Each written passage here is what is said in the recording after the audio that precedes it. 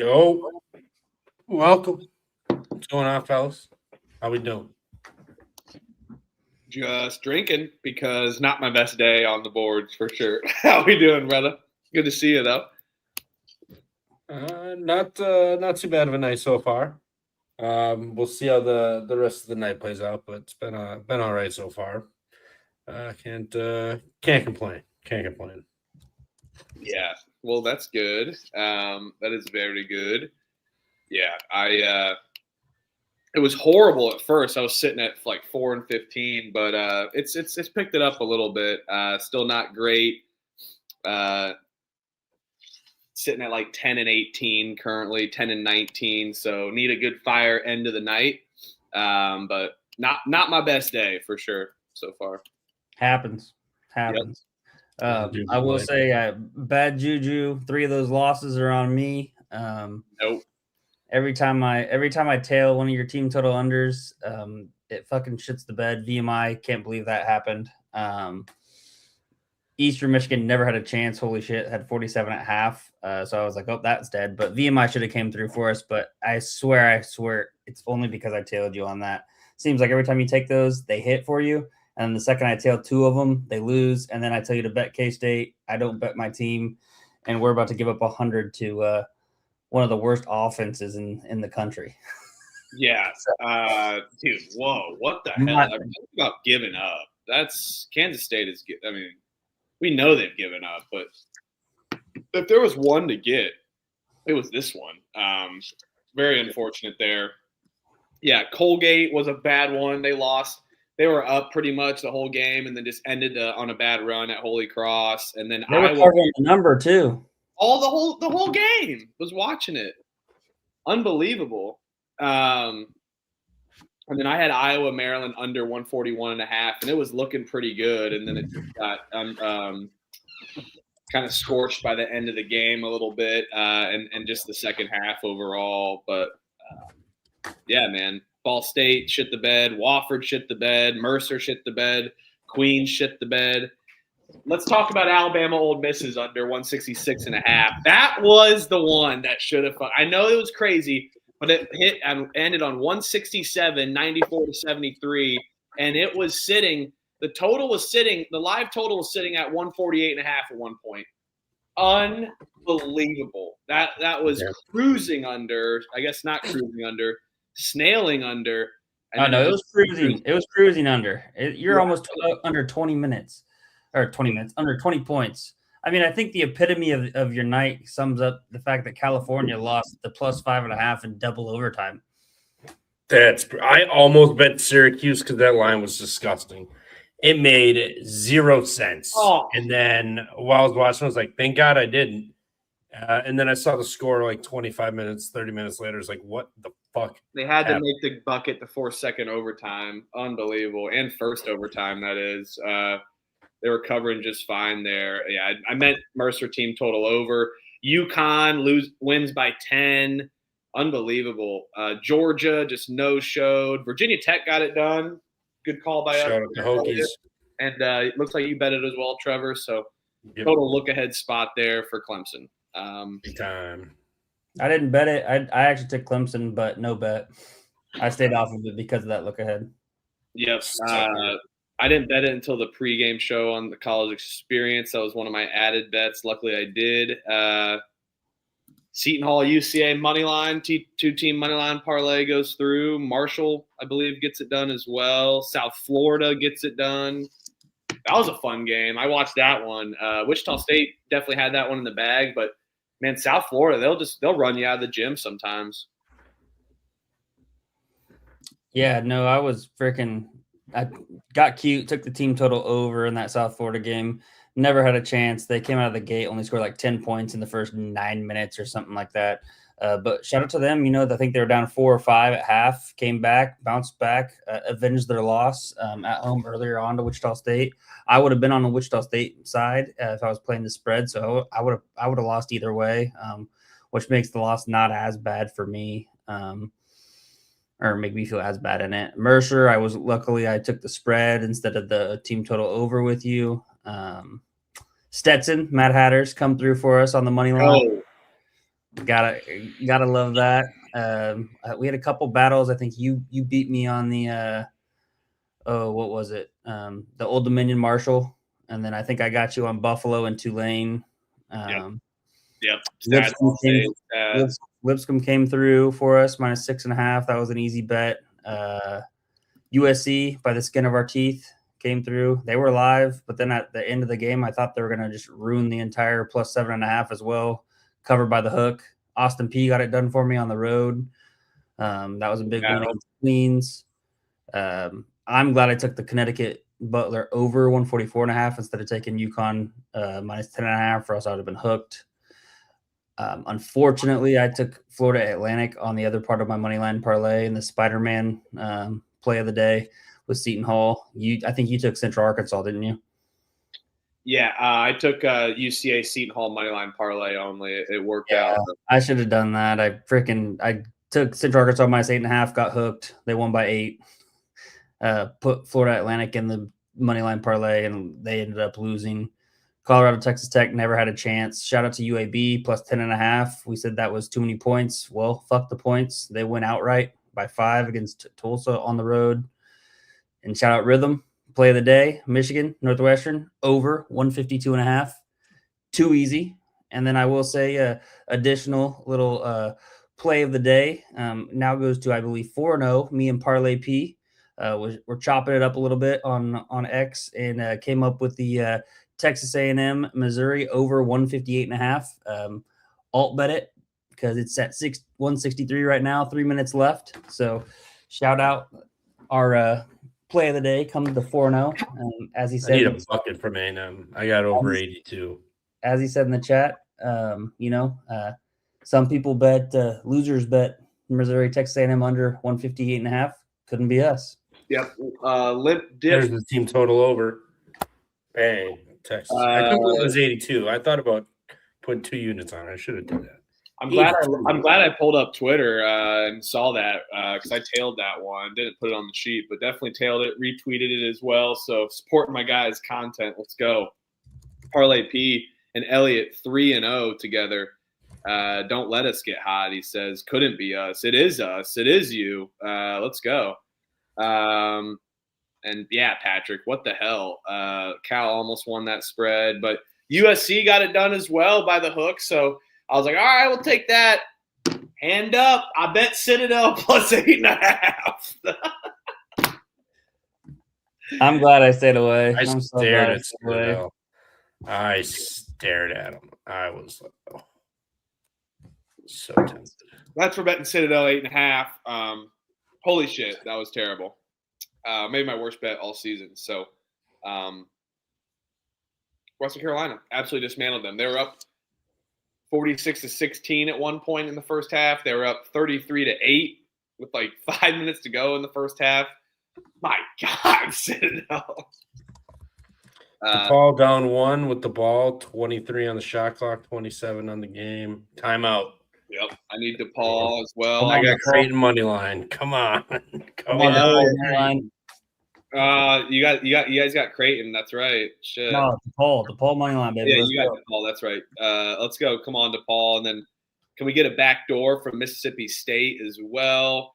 Speaking of that game, that over was cruising. I took the over 157.5. That over was cruising, and they absolutely shit the bed here as of late. I think we're sitting at 137. So I'm not going to get it. But for the longest time, I thought that over 147.5 was going to hit. But Lord have mercy, they sure slowed down and are not going to get it done. No, not at all.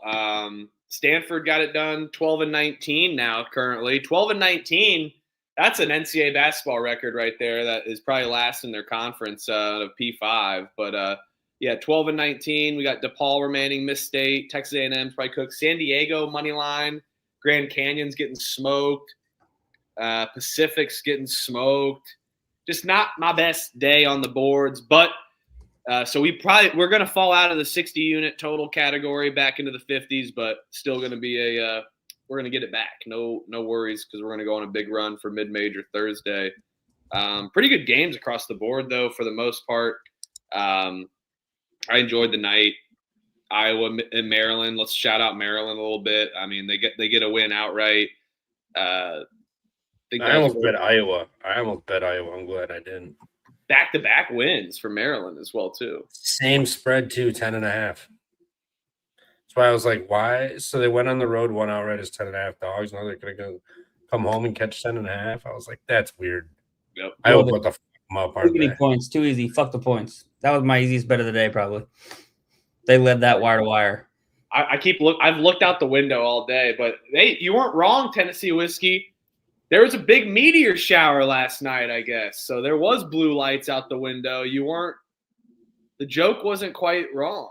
And yes, Kevin Ford, I didn't have a great day, but up 50 units, up 58 units on the year. I mean, we can't be mad about it. It's been good, but we'll be better. We'll be better. I'll be better. But Elliot's having a good day. He's been doing the win one, lose one thing, but he's past that now a little bit.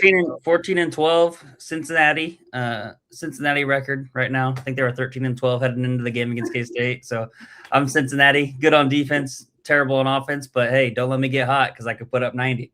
Yep, and he's going to get hot for this 9 o'clock slate. So, yeah, good day overall. Dude, let's go, Chop Kicks. Let's go. Yeah, dude, I was like, I didn't see it, but I read about it this morning. I was thinking of you, Tennessee Whiskey, on my work call today. I wasn't reading the news in my work call, actually. So, yeah, that's hilarious. So, ended up being true. So, come on, San Diego Toreros. Let's get it done. Mm-hmm. And all right, inbounding, 12 seconds, 8 on the shot. Yeah. Announce it for us, Trevor. Come on, be John Fanta. Looking to inbound. Can't find anybody. Outlet, out beyond the key. Drives. Gets in the paint. Goes up. Gets in. Oh, buckets in. 7 seconds. Creighton inbounds. Comes on the clock. The floor. No timeouts. Oh, he dribbles into a bad shot. Oh, my God. In and out.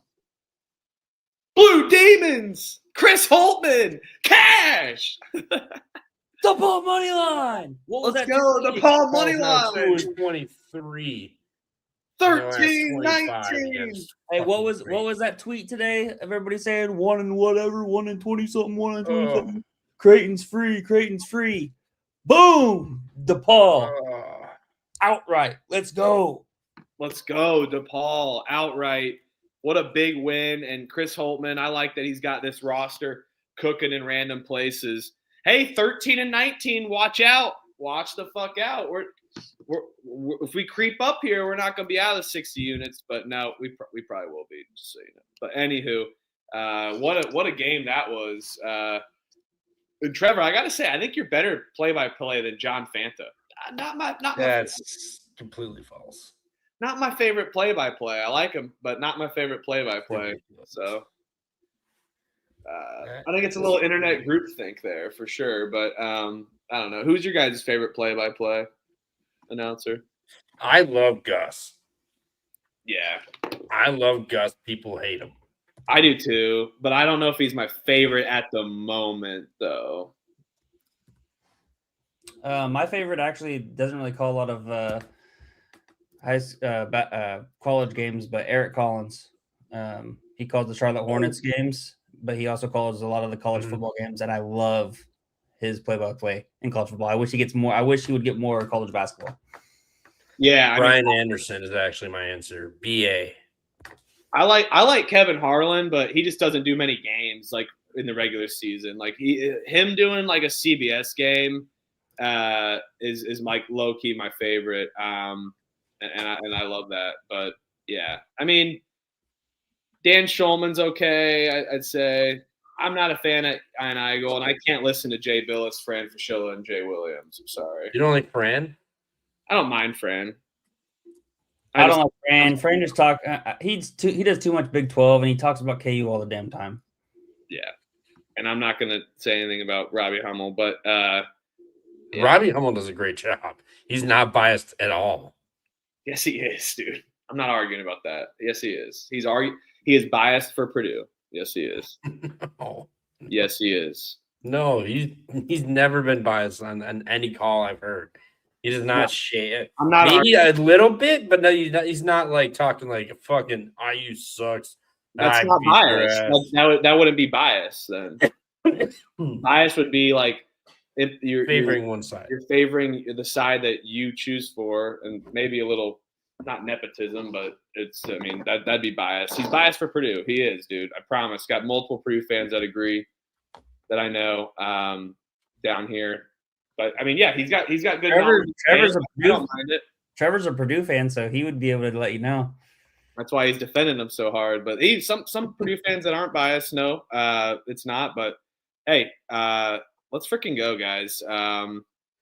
We got mid-major Thursday rolling up. Shout out our partners at Rhythm real quick.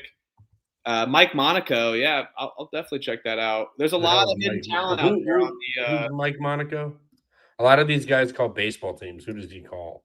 It's I'm sure he calls basketball, but it's just a lot of hidden talent out there, especially on ESPN1. I mean, I like God, why am I blanking on the dude that always wears some fancy ties on the SEC network? But I like him as the color commentator as well.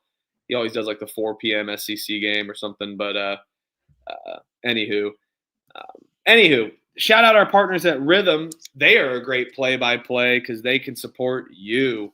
Make sure to use Rhythm promo code PFP25.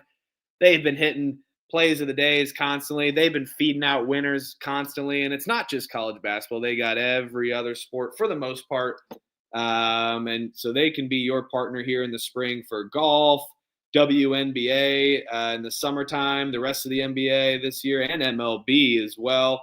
Props, spreads, you name it.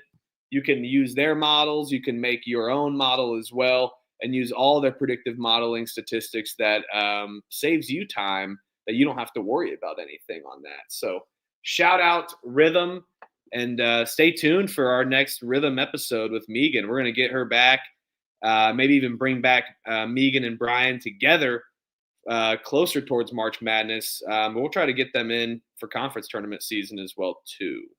Shout out Rhythm. They're a great partner for the Pump Fake Pod, and I said this before, and I will say it again because it's true, a great partner for you. Look at those rhymes. All right. Yeah, shout out Rhythm. I'll give you guys one golf play. I know he had mentioned golf. Yeah. I'm tailing. I got to go to the beer.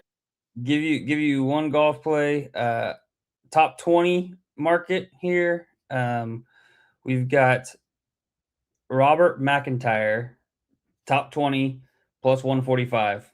Good course fit. It's plus 145. I know it's not the greatest, but only to finish him in the top 20. He's projected finished first. So, I mean, I guess if you wanted to take him top 10, maybe a little bit more juicy. But I like the top 20 market in case. But smooth lefty, has good irons there at Pebble Beach, able to play it down into the wind. Should be able to handle business. Scottish player. So he's used to the wind that he's going to deal with coming off the coast. So take Robert McIntyre, top 20 plus 145. Yeah. What's that? Are you saying something? Oh, really? Oh shit! I forgot it was muted. No, I was like, if we're talking iron play, we got to go Morikawa, right? I don't know, man. He got married and things changed, the golf curse. But I'm in for that. Robert McIntyre, though, he always comes out randomly. I like that play. Love a good Irishman. Yeah, let's go. Let's go golf. Let's go golfing. Where's the tournament at this year or this weekend? Pebble Beach. Pebble Beach, that's right. Yeah, well, he'll play great in the wind then. Yeah, I love that. Love that. So let's freaking go, guys. I think we should get into it, though. We got 57 games to go through. Mid-major Thursday, always fun. Not one P5 tomorrow. Not one. Shout out Missouri. Getting it done on the road against Texas A&M. Incredible game. I did not see that one coming. I put Texas A&M in a money line parlay with Liberty. I was doubting Liberty coming through on the money line. I didn't think A&M was going to be the one to sell it. So shout out to Missouri. Yeah. Shout out to Missouri. I was making fun of their defense, so good for them. 13-20 now. And then Mississippi State, I believe, did not cover. They lost by 9. So 13-21. Let's go. We're an NBA team that's tanking right now at the moment, but we only have a few games left. Probably tracking on Grand Canyon's loss. Hopefully San Diego can get us done for some risk mitigation. Sorry, folks. This is literally like my worst day of the year. We'll be better though.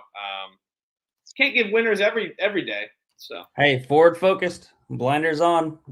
Let's get it. You can't be rear view mirror. I mean, if you look at, I haven't lost this month. Now we're in the red in February after today, but I've not lost this month yet, and I've been in the teen digits, 15.72 at least. It was my worst unit month in December. So look the fuck out.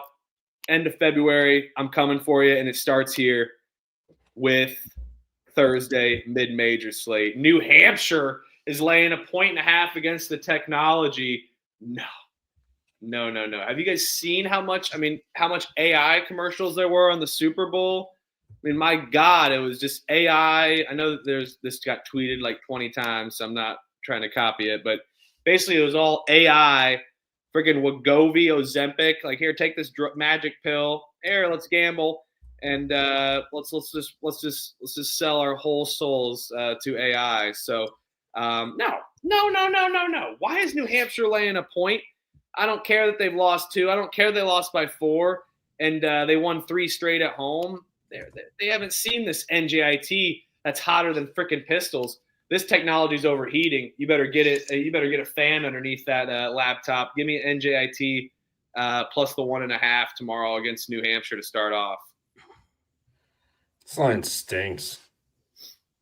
Dude, I don't know, man. They're not going to let NJIT lay points on the road, I don't think, even with their success. It stinks. Beat New Hampshire at home by 4 in January. They shot 23 free throws. New Hampshire shot 30. Both made 8 threes. I mean, difference was a couple extra buckets inside. I mean, the turnovers, New Hampshire 15-8. Ugh. I love my NJIT boys, but this line stinks. But I'll take NJIT. Questionable bet for me. No question needed for me. I'm gonna exclamation point this bitch. NJIT money line. Let's go Technology. He's doing a software update, Elliot. Elliot's doing a whole freaking software download update. Last night I did. I got it. Oh yeah, that's funny. I forgot about that. But I get up from the dog all the time. What's the problem with video game technology? That shit's been backwards too long. Don't need to be. I mean, I'm really excited for GTA 6, right? Yeah, to get a 200 fucking gigabyte update. Get the hell out of here. Update tomorrow. GTA 6 is going to launch with PS7. I will say I'm seeing plus 2.5 now on the Blue Book. Line stinks, man. Line stinks. New Hampshire's going to fuck them up. People are betting New Hampshire already. I'm going to take NJIT plus 2.5 instead of the money line. Since it's already do we wait to bet it to the end of the show? Yeah, if it's already moving now, I mean, once they really can start, they open it up for money. I mean, maybe it climbs, but this line is fucking disgusting. If it's still 2.5 by the end of the show, I'll take it. But we'll keep an eye on it. I like it. I won't bet it yet, but I do like NJIT plus 2.5. Good call out, Elliot. That's why we talk it out. We got to open all the books open, money in different books. That's the toughest math for me. Is like, okay, yeah, we're up units, but it's like, all right, here's this, what am I dispersing on? But basically, is mainly what the best line is. Oh, UMBC is laying 3.5 at Maine. Over under is 134.5 here. Maine lost on the road at Bryant, but they've won 3 home games in a row. Maine is a different beast at home. I mean, yes, UMBC is way better than Maine. Don't get me wrong. But this is the American East. It's not like a clear runaway favorite. Like, I mean, let's be real. I'll take Maine plus 3.5. at home just because they're catching points at home. I think Maine's defense has really stepped it up. Could defend UMBC's 3-point game. I like Maine plus 3.5. Check the picks page, or I could be talked in by one of my good buddies here. No, I'll take UMBC. Maine can't shoot. UMBC just rolling right now. They lost to Vermont on the road, and then Bryant in overtime on the road in conference play. They've been great. Maine coming off of a win. I'll fade that. Give me the Retrievers. No bet. Yeah, I'll take Maine plus the 3.5 at home. I haven't really been able to figure this team out. I know they've gotten 3 straight home games, one including that win against Vermont last time at home. So big time game. I'll take Maine plus 3.5. Not going to bet it though. I'm going to stay away. Check the picks page. I won't write it off, but yeah, probably no bet with my good old friend there, Elliot, not Talon. Bryant versus UMass Lowell. Lowell's laying 5.5. I'll tell you what, Bryant's terrible. But I don't want to lay that many points with Lowell. I'm not even going to question this one. Lowell minus 5.5, no bet.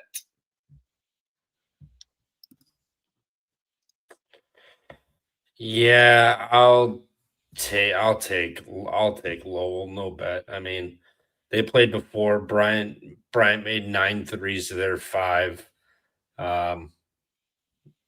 And got dominated everywhere else. I mean, even when they outscored it by 12 from 3, they still lost by 15 or whatever that is, 14. Yeah, I'll take Lowell, no bet. I'm not laying 3 possessions with them. Yeah, I agree. I'll take UMass Lowell as well, minus the 5.5, no bet.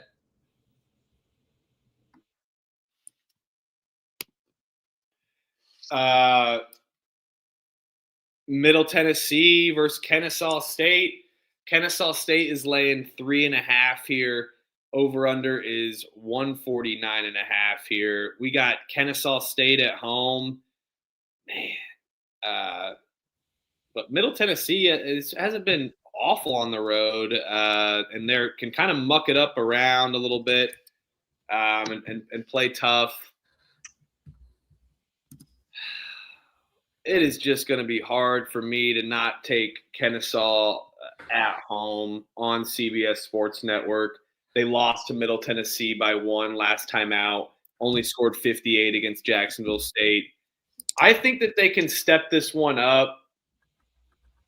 Middle Tennessee doesn't really play good defense, but, I mean, Kennesaw's offense is for sure taking a hit as of recent, but this is Kennesaw at home against MTSU. I think I'm going to go for that for that reason alone. But I think their offense actually steps it up after stumbling a little bit, especially only scoring 58 last time out. I'm going to take Kennesaw State team total over 75.5. I think this is a number that's going to get by in a closer game, the spread being close. Kennesaw is going to step it up offensively, get some second chance opportunities, and hopefully keep up with Middle Tennessee State. And I think Middle Tennessee State will. I think it's going to be a fairly close game throughout the way. Foul game gets it done, maybe a late steal from the Owls at home. And I think this is going to get over 75.5 here. Yeah, you got a team going in the wrong direction, losing 5 straight, and you got another team that's, excuse me, at least winning games here. They're coming off of a loss to Jacksonville State on the road. Now they're back home. Lost to Middle Tennessee already, national TV. The Owls, this place gets rocking when they're at home, and now you're going to put on national TV. It's going to be bumping. I mean, you're going to have people up on that walk track or whatever the hell, the YMCA track up top. That place will be having people standing there for this game. So, yeah, Kennesaw State lock minus 3.5.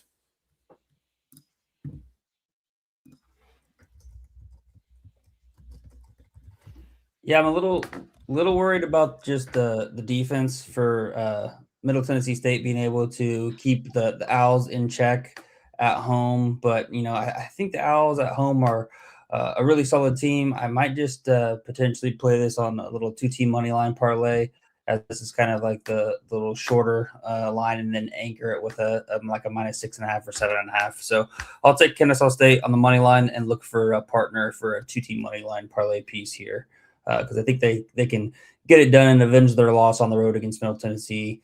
Don't mind that under call out by Dusty in the chat, the under 149 last time out, 68, 67, 135 total. I know Kennesaw can score, but Middle Tennessee really likes to play at a super slow pace, and their defense is really good. So I think that they can keep Kennesaw's offense in check. This game could end in 72-65, 72-67 type of a game. So I don't mind that under either. Ooh, under.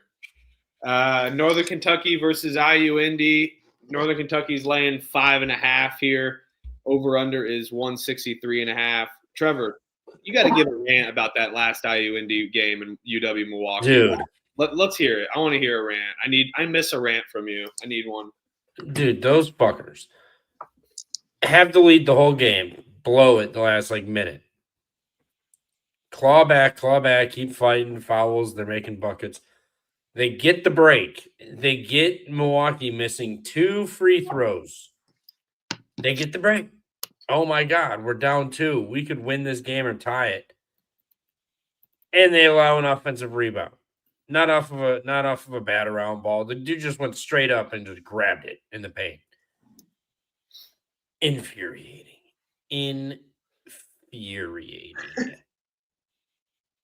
Yeah. Just how do you let that happen, man?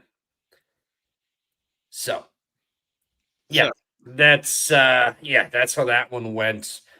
But IU Indies getting 5.5 at home against a Northern Kentucky team that has not been good. They beat Milwaukee at home by 5.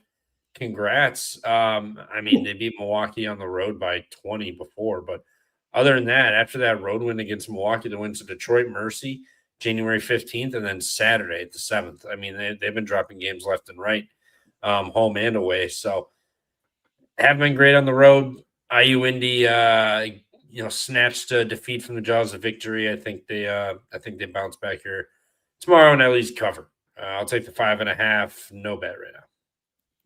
Yeah, I like IU Indy 5.5. I just kind of worry about them more so playing a full 40 minutes. We've seen them play so many games good in the first half and then game of attrition with their kind of pace. So, yeah, I'll either bet this or Maine plus 3.5. Check the picks page on that one.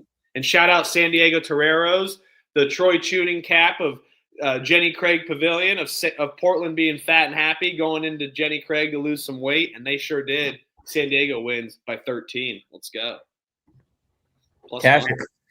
I'm going to take for IU Indy first half money line for all the reasons that Huff said. I think that last time out against Northern Kentucky, they lost by 9 on the road, but they were up 39-35 at halftime. I think at home they can start out pretty fresh and pretty good. I'm going to look at the price for you real quick, but I'm going to end up betting it. I just wanted to find it real quick. If it's up, and then I'll give that to you. So I'll be on the first half IU Indy, and then they won't fizzle out there in the last 5 minutes like they tend to do defensively. And with how Northern Kentucky likes to push with pace, I would rather just take it in the first half rather than the full game in this dog spot here. So let me look at this real quick. Yeah, I like that. Let's go. I like first half. I don't have I'm not seeing one here. If somebody can tell me a first half money line on it, that'd be great. I think it's plus 120, I believe. Plus 125 is what I'm seeing. Yep, I'll put that down. I don't see it on. I'm way off. I mean, 140. I only see Fanatics and Bali Sports Open, and I don't have any of those two. But it's plus 160. I see first half money line. Yeah, give me that. Yeah, that'll be good. Load up Fanatics because they hate me. Justin, yeah, I mean this. I thought of you. I literally said your name last night. That's a Troy Tuning cap, and I shared that on the TCE one for sure. Fat and happy going in Jenny Craig Pavilion. Get out of here. Oh, Vermont is laying 11.5 against Binghamton. I bet Vermont last time, and they got done. They did cover. It was very easy. It was good to see a easy Vermont cover.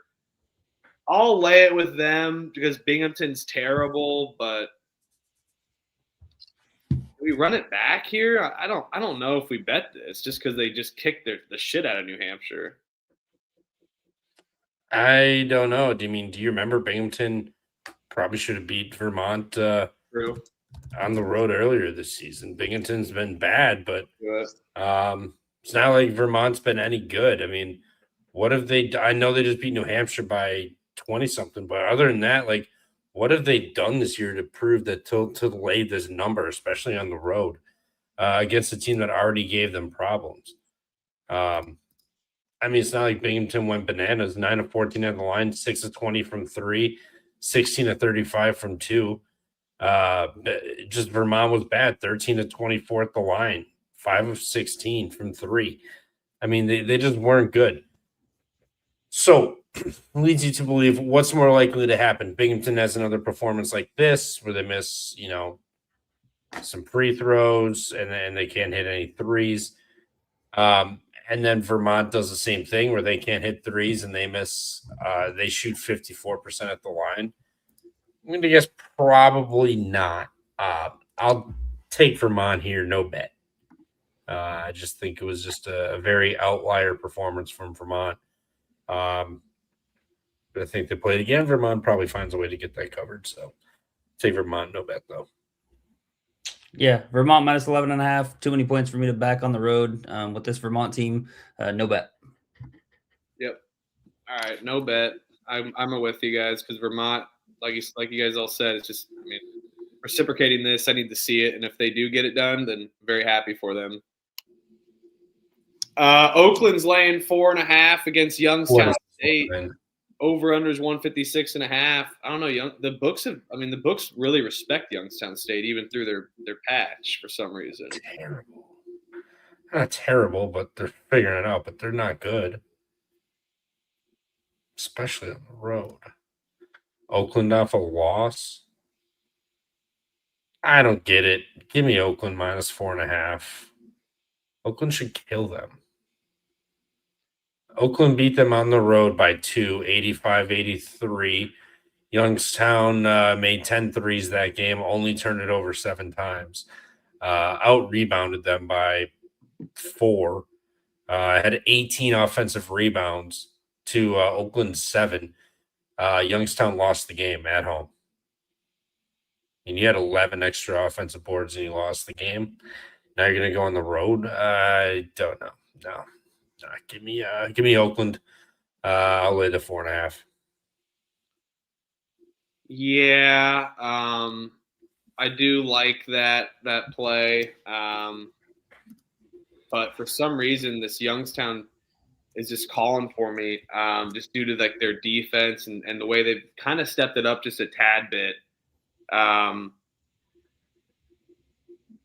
just can't trust Oakland's defense as of late, but at the same time, they can defend the 3 pretty well. And in Youngstown, not the most efficient scorers, but they're going to try to kind of live and die by them. There's just so much volatility with this one. I'll take Youngstown plus 4.5. I'm not betting this one though.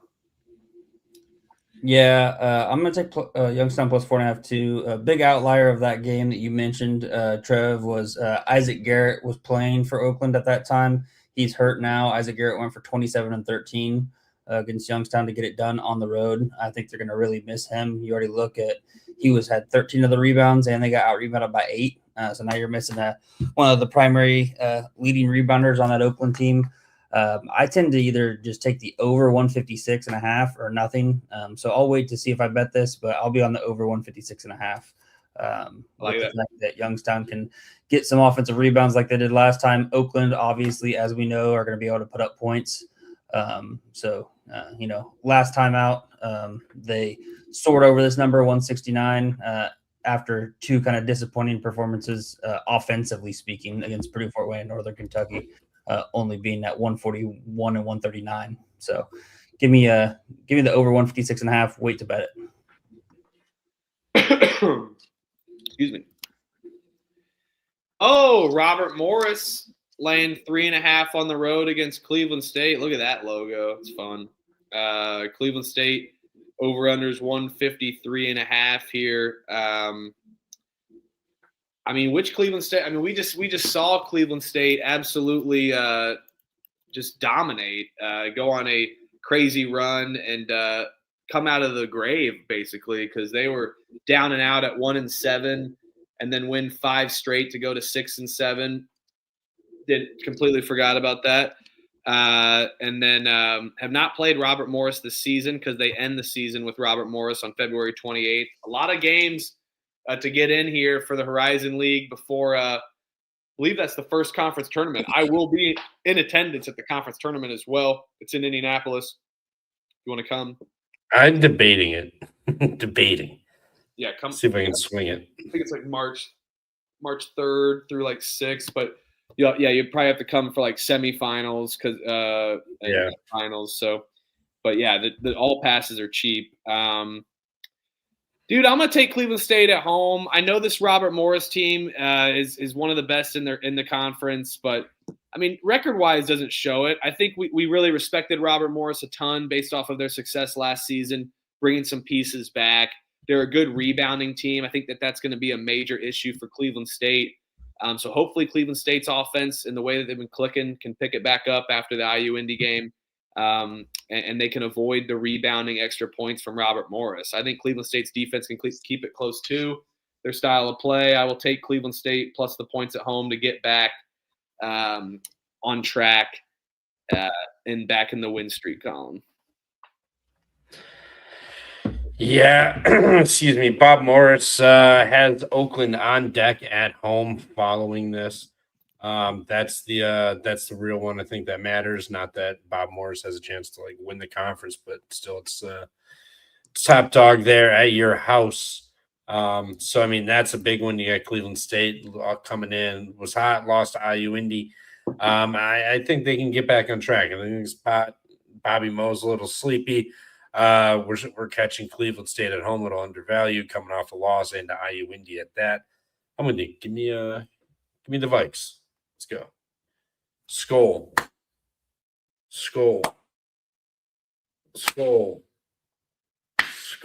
We are not synced up at all. Hey, wait. Ready? 3, 2, 1. Skull.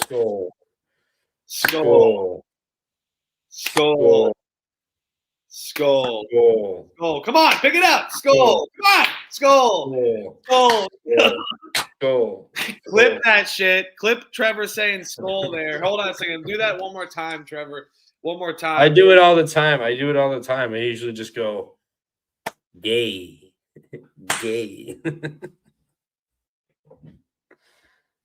Skull. Big Vikings fan, I hear. So hey, I have an Adrian Peterson and Randy Moss jersey. Right, yeah, game respect game. That is a disgusting act. Joe Buck on the Randy Moss movie.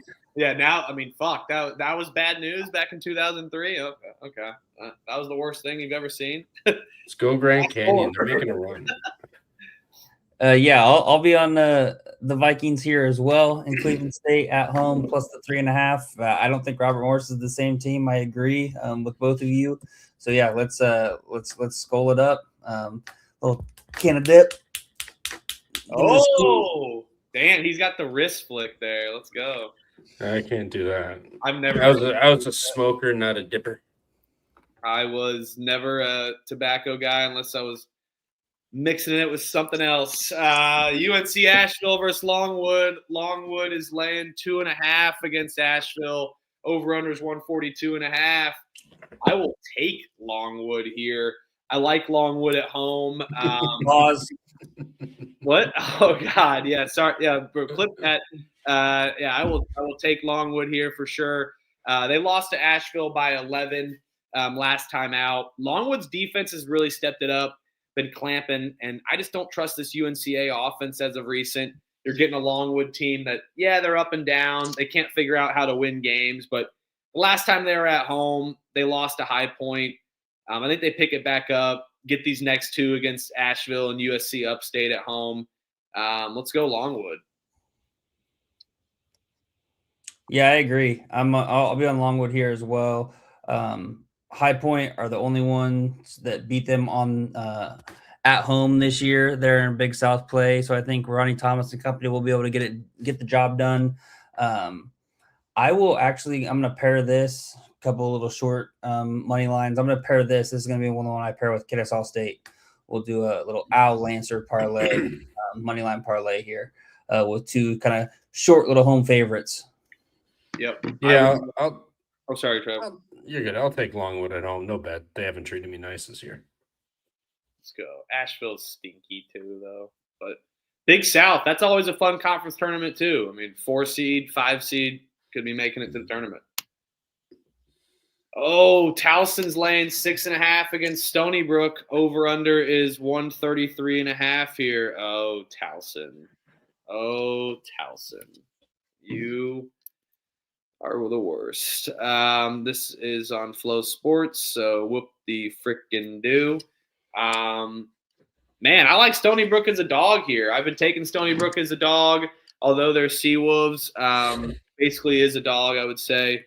Have not played Towson this year. I feel like this game can be mucked around at the snail pace a little bit with how Stony Brook's tempo is, how Towson's tempo is, and defensively both can pick it up. More so Towson on the defensive end, on the perimeter, Stony Brook down low. I think the recipe for success is Stony Brook kind of taking it inside, really bringing down possessions. Maybe Towson could try to pick it up against them because there's a little more athletes and just kind of they're able to push more pace normally than Stony Brook. But I'm not buying into it, man. Stony Brook's been a wagon. Now we're getting them as a dog. I didn't like them laying points they lost outright. And now we get them back catching the wonderful number of this 6.5 that the books love with Stony Brook, and I will take it. I'm not buying into this Towson beatdown yet, although I've done many times. It's February. Yeah, this Towson team is infuriating. You don't know who's going to show up, but, they had a stretch where they looked good.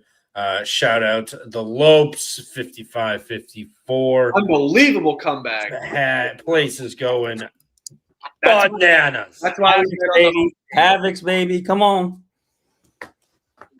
Catholics, let's go. But, Towson, you don't know which team's going to show up, but they're trending in the downward direction as of late after spouting off 4 wins. So I'll take Stony Brook, who's been playing well, coming off of a loss here, going to play Big Bad Towson. Sorry, I forgot they played Northeastern, but still got back on a roll, hitting the road. The last time they hit the road, they went 1-2-3-0. They can get Towson here tomorrow. I actually just switched up my bet real quick. I don't like laying it with Towson here. I think they get it done on the money line. So this is actually going to be the one I pair with Kennesaw State, and I'll rock with Longwood minus the 2.5. Little worried about Towson with this big of a number. So I do like the fact that you've got Stony Brook as the dogs, but I do think Towson wins this, survives. So it'll be Towson money line, Kennesaw State money line in the money line parlay, and then Longwood minus the 2.5. They're a good free throw shooting team, so I think that they can get it done at home on that short number. All right. I like it. Fun one. Oh, Powers Hamburgers. Great spot. Powers Hamburgers versus UW Green Bay. Hey, you cannot drive this Suburban on the ice. Probably can't. It was freaking 45 degrees outside. That's shorts weather here in the Midwest. I was loving it. Dog was loving it. You kind of feel there's a little pep in my step. I mean, normally there is, but ish. I've been kind of going through a funk. I get seasonal depression a little bit. That's why college basketball is the equilibrium. But today was different. Got that passion back with the sunlight. Green Bay, Purdue, Fort Wayne. Trevor, are you driving on the ice with a Suburban and ice fishing with Doug Gottlieb? Or are you going to Powers Hamburgers here for the first time, which is very delightful, by the way? I will not. Cheapers. Excuse me. I will not be joining you at Old Powers Burgers here. Green Bay has been playing good. I know they had that little stretch, lost to Oakland, Youngstown, Cleveland State, Wright State. Nothing to really be ashamed of, other than 3 of them were at home. But yeah, you just come out Detroit Mercy. You got Fort Wayne, you have Milwaukee on deck, so potentially a bit of a look ahead here. But we're just asking Green Bay to win at home. Fort Wayne hasn't been good. The first time they played, this was an 18-point loss. Green Bay shot 25 free throws versus the 8 for Fort Wayne. Fort Wayne, all you do is shoot threes. So if they're not following, you're fucked. 11 to 34 of that game, 7 of 19 for Green Bay, 23 of 25 at the line. And then 14 to 25 inside. So, I mean, they score at all 3 levels. Fort Wayne trending down. I have not been a fan of this team. Green Bay's proven me wrong. I will back the Phoenix here at home against Fort Wayne, a team they already beat down. They got the recipe to do it again. Yeah, I did not pick a game yet, but this Elliot, what do you got here? Are you taking the Powers hamburgers or taking the cheese? Yeah, no, I think the Phoenix Rise here. I'll lay the 1.5 here. I also kind of like a sneaky over 143.5. I know that it ended 72-57 or something like that last time out. 72-54. 72-54. So well under this number, but I think as Trev said, Purdue really likes to rely on the 3. They should be able to hit a little bit more of their threes. Green Bay's 3-point defense isn't great. Their offense is really good and efficient, even though they play at base. So I like the a sneaky over as well, but I think I'm just going to lay it with Green Bay at home minus the 1.5. Yeah, guys. I mean, I love that. I mean, I think it's the right call. I mean, Green Bay's been cooking. I got to see them live. Shout out our dog Ramel Bethea, for sure, legend. He's great for NIL and great for what NCAA is, and love his story. And I like the Phoenix, man. I mean, the Phoenix is great. But the worst Harry Potter book is Order of the Phoenix, in my opinion. And what's better than frickin' taking a You can read one page out of a Harry Potter book. Oh, yeah. Look at that shack. Purdue Fort Wayne. They're going to keep it close, slow total here. All those onions. And you just step into that shack. You're going to smell like onions the rest of your life. But look at those sliders. Makes White Castle just shit on. Absolutely legendary. Give me Powers hamburgers all day. Come on. My screen wasn't sharing, was it? No. Fuck. Oh my God! If Seattle follows, I'm gonna lose it. I'm so bad at the screen. I'm so bad at technology. All right, there we go. Let's see. Did this work now? Come on. I got you. Oh, there we go. There you Yeah. go, boss. Look at that. Yeah, look at that shack. Powers Hamburgers in Fort Wayne. Look at that. Look at those onions. You're going to reek like onions. Look at that shack, Dude, baby. was anybody on Seattle? I did not bet it, but I picked Seattle. And, hey, Elliot, I'm taking you there, by the way. That's the next stop. Powers hamburgers. All right. Sounds good to me. Oh, yeah. Oh, yeah. Oh, yeah. All right. Well, shit. Let's go.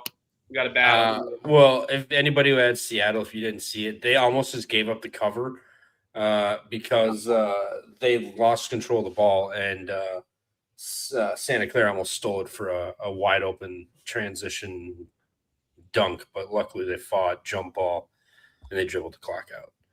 Covered by the hook. Let's go. Hey, Cash St. Mary's minus 24.5. They win by 28. Cash Pacific money line. Also Cash Pacific minus 5.5. They cover by the hook. If you got that, I was on Pacific money line and Bowling Green money line. So Nice. Cash that bet there. A little 2-team money line parlay. Now the only bet I have pending is Grand Canyon money line, sitting at 19-14 right now. Possibly going to be 20-14. Or 19-15. So we'll see what happens in these last 6:33 there in with the Havocs. Let's go. Let's go, E-Money. Shout out E-Money. Great night cooking up, and just a great night overall, and a good little battle there. And I was 11-19. Now we're sitting at 15-22. There we go. We'll take it. Grand Canyon, need Grand Canyon to come through. I don't know if Washington's team total is going to hit, but hey, we'll take it. That's all we got left. So we're battling out here. Yeah. Monmouth versus Drexel. Drexel's laying a point against Monmouth. Over-unders 131.5 here. Oh, Drexel. They're one of my worst bet teams. I like them at home. I think they can pick it up. I did get them right, actually, that last bet, plus 4.5. So that means I'd lose this one. I'm kind of feeling Drexel, so no bet for me. You must have looked at my sheet because I feel the exact same way. Drexel at home, but I ain't touching this game. Yeah, I'll spar you guys here. I like Monmouth. I'll take Monmouth plus the 1.5. The total kind of crept up a little bit. It was 129.5. Now it's 131.5. Now I'm seeing 132 also. So it's kind of shot up. People liking it over for what it's worth. But yeah, give me Monmouth plus 1.5. I'll spar. All right, buddy. Let's go. We're going to spar. UNC Wilmington's laying 7.5 against Elon. Over-unders 152.5. I just said it in the chat because Twitter's kind of fucking up. Fucking Elon. Bullshit. UNC Wilmington. I will not fall off the train here. I did once. Didn't work. Did once. It did work. I think Elon's going to be able to hang around. Probably it's going to be a scary, oh, shit, why did I take UNC Wilmington type of feeling. But sit back. Remember, it's college basketball. And Takeo Sito's got these guys rocking. And love this roster. Defensively going to be a problem, and the game of attrition is going to work for Elon or work against Elon. Give me UNC Wilmington on the spread here. Yeah, dude, Wilmington's they've been hot. And other than William and Mary, they don't seem to lose. Laying 7.5 now. I mean, they've been playing some tight games on this number. Elon. Lost by 5, lost in double overtime by 8, lost by 4, 1 lost by 10 at Charleston, 13 to Towson. I mean, for the most part, they're playing some fairly tight games. They haven't seen each other yet this year. The problem is Elon's 3-point defense is just sketch. Give me Wilmington team total over. Is that out yet? Let me take a gander. You someone else can talk. I'll find this and yeah, while you're looking at that, I'll give my cap. I like the Seahawks here minus the 7.5. Just kind of for what you said, Trevor. I just don't think Elon's defense is very good at all. UNC Wilmington's offense is very potent, especially at home. Last time out at home, they dropped the game to William and Mary. I think their defense is going to be able to kind of, have some bumps and bruises on a very good Elon offense, but I think they're going to be able to get more stops than Elon. I see UNC win this by about 10 points or so, and I agree, Huff. I think it's going to come down to the wire. They might be winning this game by like 6 with 3 or 4 minutes left. They pull it out and like double that lead, win by 12. So yeah, give me the Seahawks minus the 7.5 at home. They protect home court Elon, due to Elon's terrible defense. Let's go. Trevor? 79.5 over Wilmington. All right. Oh, Charleston Southern versus Presbyterian. This line kind of stinks a little bit. The Blue Hose versus the Buccaneers. Over-unders 146.5 here. I don't like this game at all. I do respect the Blue Hose. I do like them for sure. But I'll take Charleston Southern. I feel like the line is a little bit telling, in my opinion, that Charleston Southern can get this one done. Although I don't really like it, this may be my last time betting Charleston Southern for this regular season. But I think they pick it back up. Line's a little bit telling, and Charleston Southern gets it done. I'll take them on the money line. Yeah, Bryson Blaine didn't play last game. They lost in overtime 100-94. Back home here against Presbyterian, lost on the road by 4. In that game, what did Bryson Blaine do? Just a cool 18 points, 6 assists, 7 boards, 3 steals in that game, and Southern lost by 4 yet. I'll take the Blue Hose in this one. Excuse me. Catch the 2.5. Don't know what Bryson Bland's issue is, injury or what was, but yeah, he did a lot for them in that game on the road. They lost by 4. I think Presbyterian can catch him at home.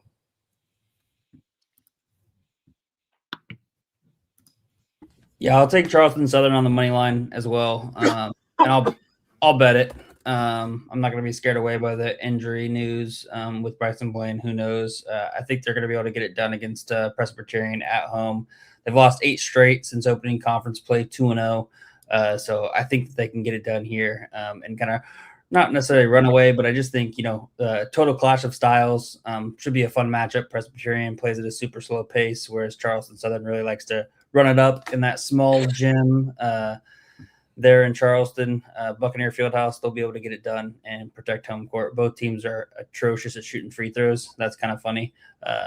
Both at like 65 and 67%. But yeah, I think Charleston Southern gets it done at home. So I'll lay it.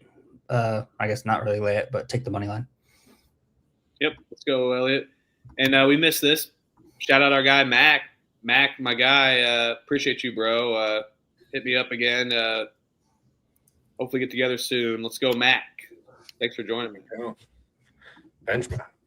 Oh, look who it is. He's back. Trevor wasn't here last night. Mick Cronin. No, my alarm. I swear the new Apple update fucks with the alarm. I told you last week. I read that in the news or whatever. So it's true. I forgot you did say that. I can tell you it's true. Yeah, mine's been fun. I don't know. My update, I don't think I've updated. Mine goes off in the morning for work. I'm so bad at updating things. I don't give a shit. Maybe it's setting new alarms. Maybe pre-existing alarms prior to the update are good because my morning alarms work. Thank God. Right. Yeah, I delete my alarms, so I don't know. Mine works, but I do know on the update one of my girlfriend's camera is now like fuzzy, like it won't take good videos, so kind of weird. So there, who knows? I guarantee you, it's affected different people's phones differently for sure. Yeah, no, for sure. Really, really weird. I don't even know. This one's an old one. This thing's huge. Smile, boys. But yeah, Mick Cronin, he was talking mad shit at us. He likes Elliot apparently, but which is probably normal. Let's go. Mercyhurst versus Lemoyne. Lemoyne is laying 4.5. Over/under is 137.5 here. Lemoyne's got people suspended. I don't know if they've already served them. Don't really care. Give me the Blunt. Give me Bernie Blunt, the third. Mercyhurst plus 4.5. It was a brutal no cover on Saturday. They were just in it and then lost by the hook. They're not going to do this yet again. Mercyhurst fights.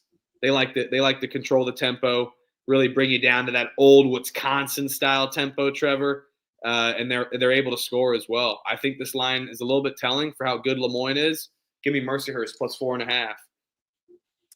Yeah, this one's an interesting one. Excuse me. Interesting one here. Mercier's been, they've been pretty good. They already beat Lemoyne by 14 at home. Now an 8-20 from 3, 16-19 from the line. Lemoyne 4-20 from 3, 8-14 at the line. 12 turnovers. Definitely got out rebounded by Mercyhurst also. Lemoyne's really kind of figured it out a little bit since then. They went on that skid, but got a win. But that win eked it out. Give me Mercyhurst in this one. Questionable bet. And I got to skedaddle over to the other one, but I will probably see you guys by the end. Later. Go Maris. See you, dude. I'm sorry, Merrimack. You'll be back though. See you, buddy. We got a lot of games. All right, now we speed through. We end it before he gets back. Yeah, I didn't think so. Mercyhurst plus 4.5. No bet for me. I'm gonna stay off of a bet here. All right, Murray State versus Indiana State. Murray State is laying 4 against Indiana State here. Oh, Indiana State. Hell is wrong with them? I do support their Mountain Dew quarter zip patch. I mean, Elliot, come on now. Imagine you. I know you like Diet Coke. I like regular Coke. If I'm going to drink a Coke, I want that disgusting sugar. What about a little like Coca-Cola like patch right here? That'd be sick. Yeah, about Murray State. Yeah, they figured it out. Murray State's really figured it out for sure. Now they're going into Terre Haute. Just got their ass kicked by Northern Iowa after hitting a losing spell. I mean, you start 8-0 in conference, 8-4, four straight losses. Then you lose. You lose by 29 at home against Northern Iowa. You let Northern Iowa score 89 points. What the hell? Give me Indiana State. I'm gonna let this number continue to climb here, as this number is already up to 5.5. I see places definitely people thinking Murray State on the bounce back, but I think Indiana State also can bounce back and keep it close. They shot terribly last game. Wait, no, I see plus 4.5. Wait, I'm seeing 3.5 now. Okay, yeah, I see. Yeah, I see down. So yeah, I'll keep an eye on that. But I do like Indiana State here for sure. And didn't apply, Z Paulson. Didn't apply to that one for sure. Yeah, I think Murray State bounces back here. Both these teams kind of got blown out in their last games at home. Indiana State got beat by 15 against SIU at home. And you already said that Murray State got their ass kicked by Northern Iowa. I think Murray State responds here, gets it done. I don't know about laying the 3.5 or the 4.5 or 4. I'll wait to see if this line continues to go down. If it stays kind of at this 3.5, 4 number, I might just put Murray State in a little money line parlay to kind of help myself. My money line parlays today, I believe, went 1 and 2. So I need to get my lick back on those. So I'll look at possibly just Murray State in a money line piece. All right. All right. Merrimack laying 3.5 against Marist. Over unders 131.5. Trevor, I think you said Merrimack before he left. Elliot, what do you got in this one? You start us off here. You going with Crutches Marist catching points, or Merrimack? And also for the Indiana State, check the picks page on that one. Haven't quite bet it yet. I'm excited. Yeah, I mean, Merrimack beat Marist on the road by 13. Can Marist get revenge here? There should be a fun, exciting game. JB's right. Merrimack is 8-0 at home so far. They've only lost 2 conference games. That was to St. Peter's and Iona on the road. I tend to favor the home team here. I think Merrimack has been playing very good. Mercyhurst just off that loss to Fairfield. Man, this is a tough one for me. I think both teams play really good defense. I'm interested to see if we could see kind of a gross under here, under 131.5. Last time out, I think it was 68-55. I kind of see this game being in the low 60s, like ending 64-59, 64-61, something like that, where the under comes through. So I will. I'll write down the under. I'll kind of wait and see what this line is. I also thought maybe taking Merrimack on the money line into a true M&M parlay with Murray State and Merrimack. But I kind of talked myself into that under 131.5. So that's probably what I'm gonna tail. It came up 2 points, so I'll fade the line movement and bet the under 131.5 most likely. And shout out to F Donahue, new member. Appreciate you, man. Let's go. Not very often do we see a Cal State Bakersfield Roadrunner logo in the chat. So shout out to your Roadrunners and that fucked up blue court. Let's go. Let's go. Thanks, F Donahue, for tuning in, and thanks for the extra support as well too. And appreciate you.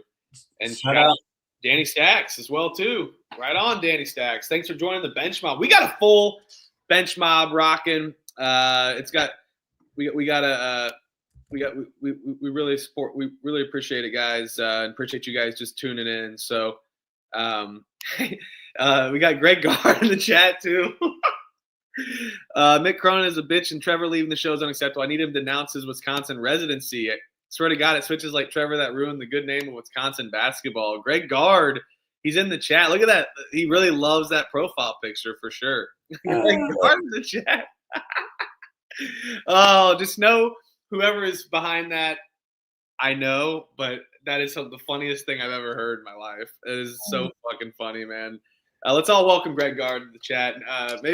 Maybe Doug Gottlieb can join the chat one day as well too. Hey, I will say, Greg Gard, man, he saved his job. So congrats on you saving your job, getting that win outright against Illinois. Yeah, he did. Hey, that was Wisconsin plus 12.5. No problem at all there. We got a battle here. Mick Cronin is now saying, Greg Gard, shut the fuck up. UCLA is goated. Wisconsin is shit. Weather is a shit city. Yeah, we know you hate the weather, Mick Cronin. I'm gonna take Marist on the road. They bounce back. They disrupt 8-0 Merrimack at home. Hey, the fact that you like Marist tells me it's going to be a defensive grinded out game. So I love the under there, the 131.5. I kind of think that too, though. I don't know. He leans over. Yeah, I kind of agree a little bit for sure. I don't know.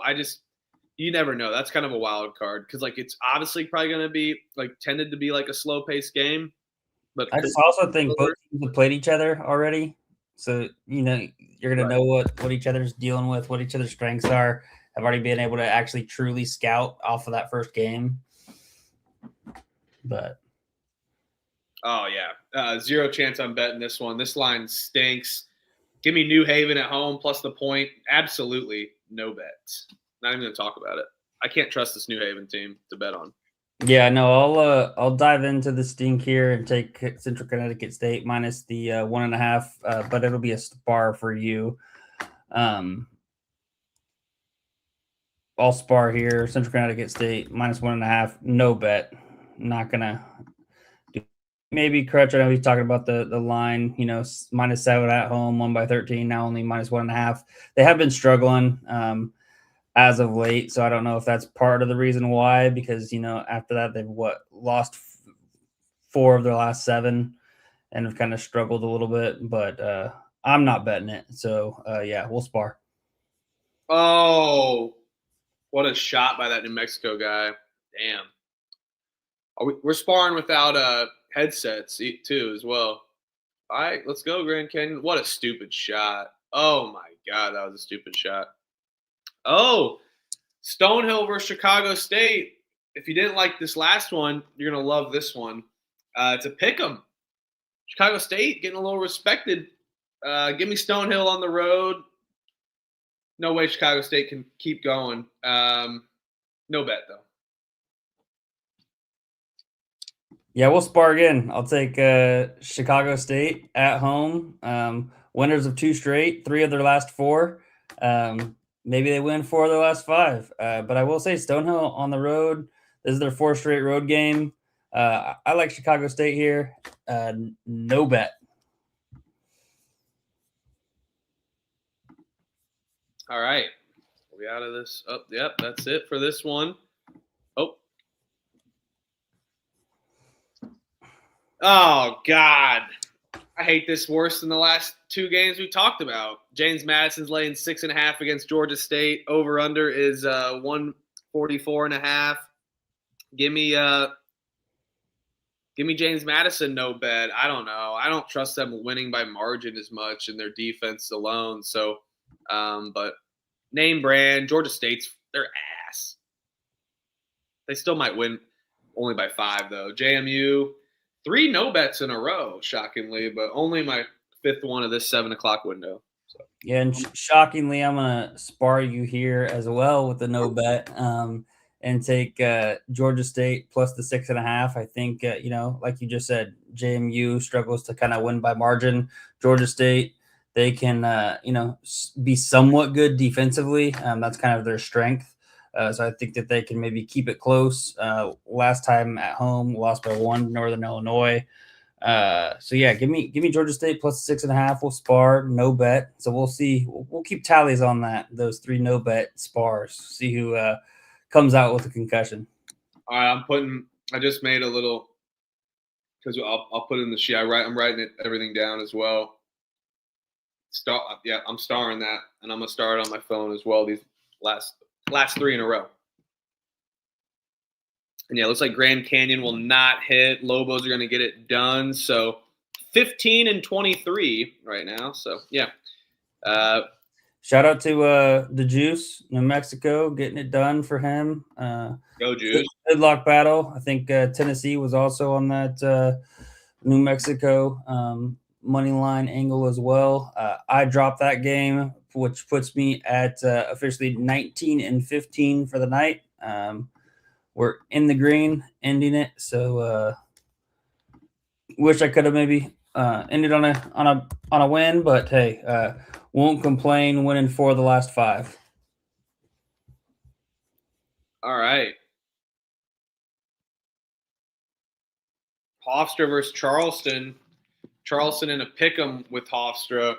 Over under is 147.5 here. Oh man. Hofstra is been a kind of an up and down team. Obviously, their defense needs to carry weight, and then they go on. They're now on 3-game winning streak after losing 5 straight and then winning 4 straight.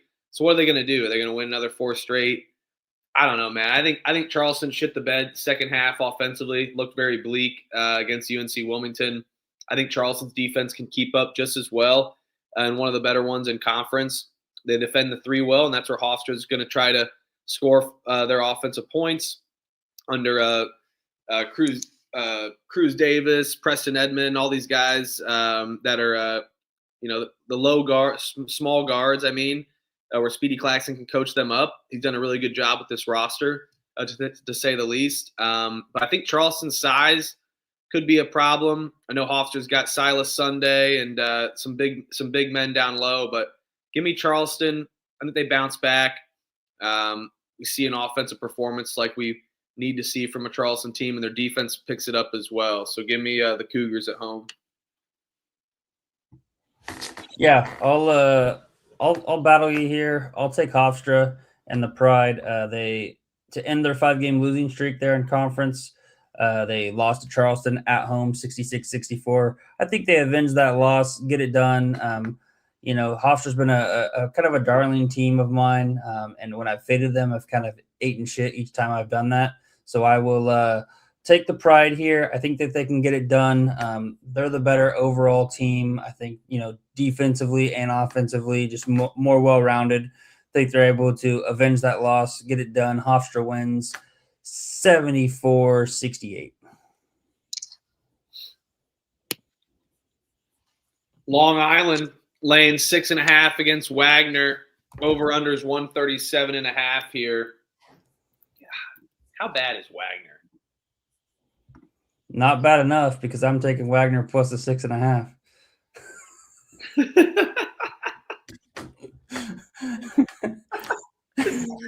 Oh man, really? Yeah. I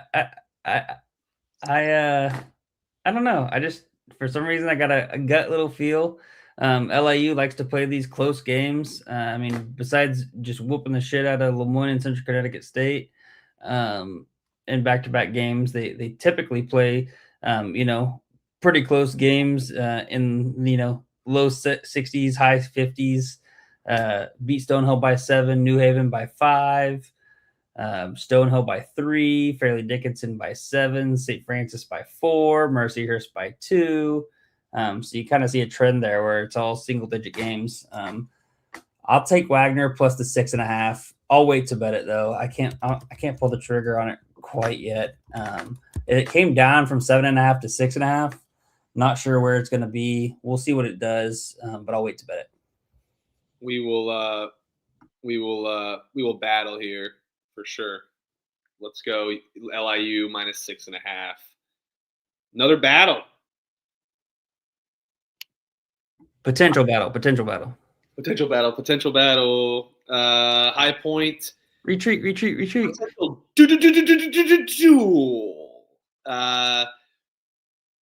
High Point laying 12.5 against USC Upstate. Over-unders 153.5 here.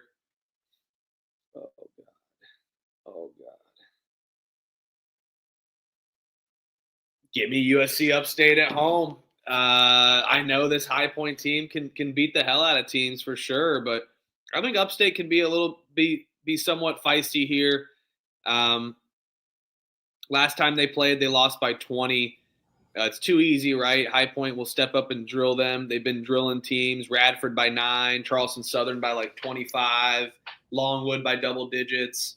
But I don't know, man. I think they're due for a step back here, and they still can win by 11, and that's still a win for me.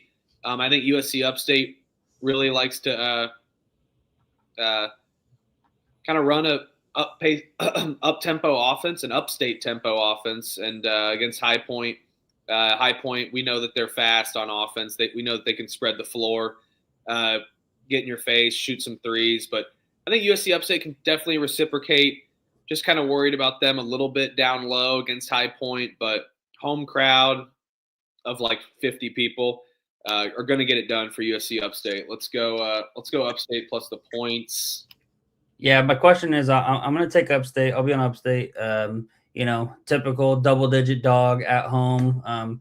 They're not the greatest team, but they're not complete ass to where I would want to fade them getting double digits at home. But my question would be: are we going to bet it now, or do we kind of wait to bet it?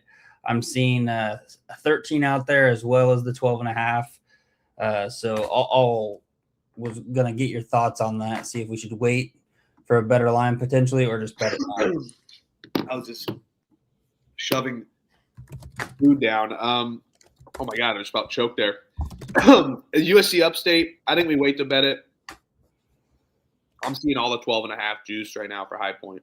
Yeah, let's wait to bet it then, and then pull the trigger. I think even if we can get 13.5, 14, 1 point can be a world of difference, as we know. All right, let's do it.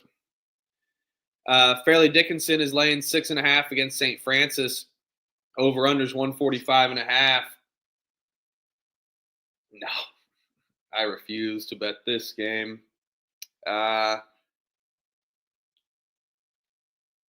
Give me Fairleigh Dickinson at home. No bet. Absolutely no bet. Yep. Fairleigh Dickinson lost by 3 on the road to St. Francis. Give me Fairleigh Dickinson at home in a revenge spot, but laying 6.5 with Fairleigh Dickinson against anybody. No, thank you.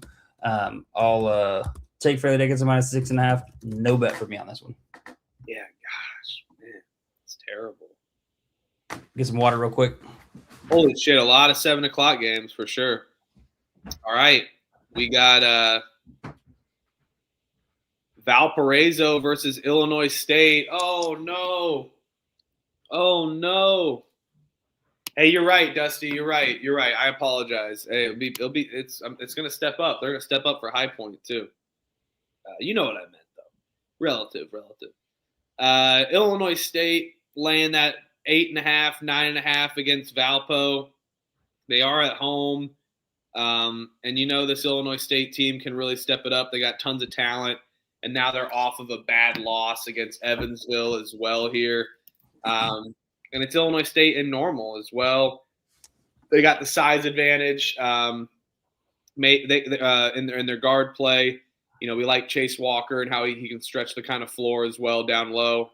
Gets tons of rebounds. But guess who else can rebound? Our freaking darlings of Valpo.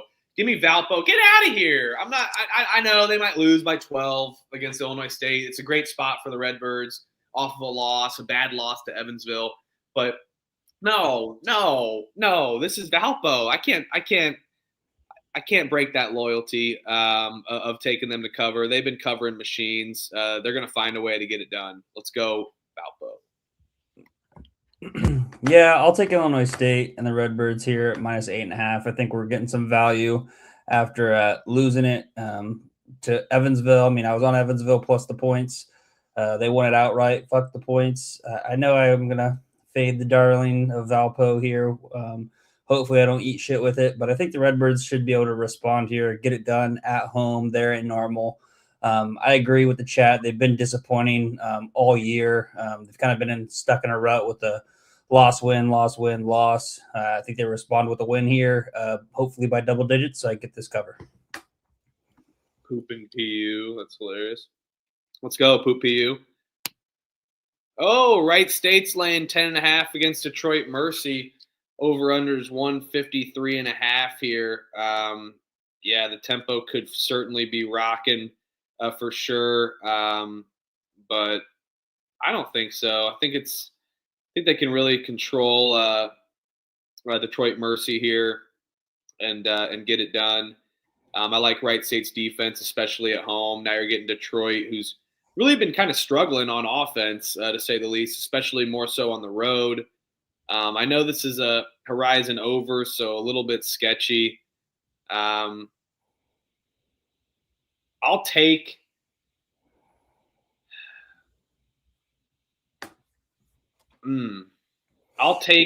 Detroit Mercy's team total under 71.5.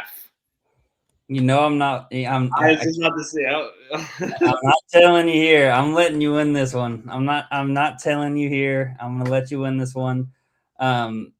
My initial gut was this is too many points for Detroit, so I'm gonna stick with my gut and take Detroit plus. Am I seeing 11 now, or is it still at 10.5? I see 10 still some places, but looks like it's creeping and crawling to 11. Yeah, so I see 10.5. So I'll take Detroit plus the 10.5. No bet for me. I don't, I kind of like taking Detroit as dogs at home. On the road, though, not super confident. There's other games that I can bet. So Detroit plus 10.5, no bet. All right. You're welcome, by the way. Cash, everybody bet that Detroit team total under now. No, Elliott's, he got it. Oh, man. Florida International is laying, Mr. 305 is laying 8.5 against Delaware. Mr. Worldwide. Oh, Mr. Worldwide. I know he's got some bangers. I know you love me. I know you want me. I know you want me. What's like I know that rent was gonna be late about a week ago. Isn't he? He's in that. He's in that. It's like a feature with him. Or something. Yeah. Damn. Fireball, Timber. I mean, he got some classic bangers. I've definitely danced on a cruise to Pitbull for sure, and downtown in Miami. Speaking of that, now they get to play Delaware, FIU. We know the pace that they can run against this Blue Hens team, and they're going to be dancing the night away, getting it done for Mr. 305 on the weird wavy court on the sidelines. Got the fastest tempo team versus the slowest tempo team in conference play. I'm going to take Florida FIU's team total over 77.5. It's minus 120, so it's going to be out there and gone here in a second. But I am going to take that. I think they end up getting to 78 and 82 and get it done for Pitbull. Let's go. The Pitbull. Yeah, I'm seeing this number. It came down to 7.5. Yep. I'm going to fade the line movement here. I'm going to take FIU minus the 7.5. Again, not going to back my guy Huff and his team totals because I don't want to jinx him here. So he's going to go 2-0. Over, though. It was over, though. I know. But still. I like Florida International here, minus 7.5. I think that they get it done at home. Like you said, kind of clash of styles. FIU plays with a lot of pace. Delaware, much slower. They're off of that overtime win at home against Middle Tennessee State. Now they get to head down to Florida. People kind of forget, I think, that this is their first year there in the CUSA. So this is going to be their first time playing there down at FIU and their only time playing FIU this year. I just think that FIU's pace is going to be a problem, and just there on their home court, they're going to be able to get it done, win by double digits. So give me FIU minus this 7.5. Let's go for Pitbull. William and Mary is laying 4.5 against Northeastern. Virgil's psychic, by the way. Let's freaking go. Yeah, that was impressive. Absolutely pulled it up. William and Mary against Northeastern. I like William and Mary here. I mean, I cannot trust this Northeastern team against a high-powered offense like the Tribe.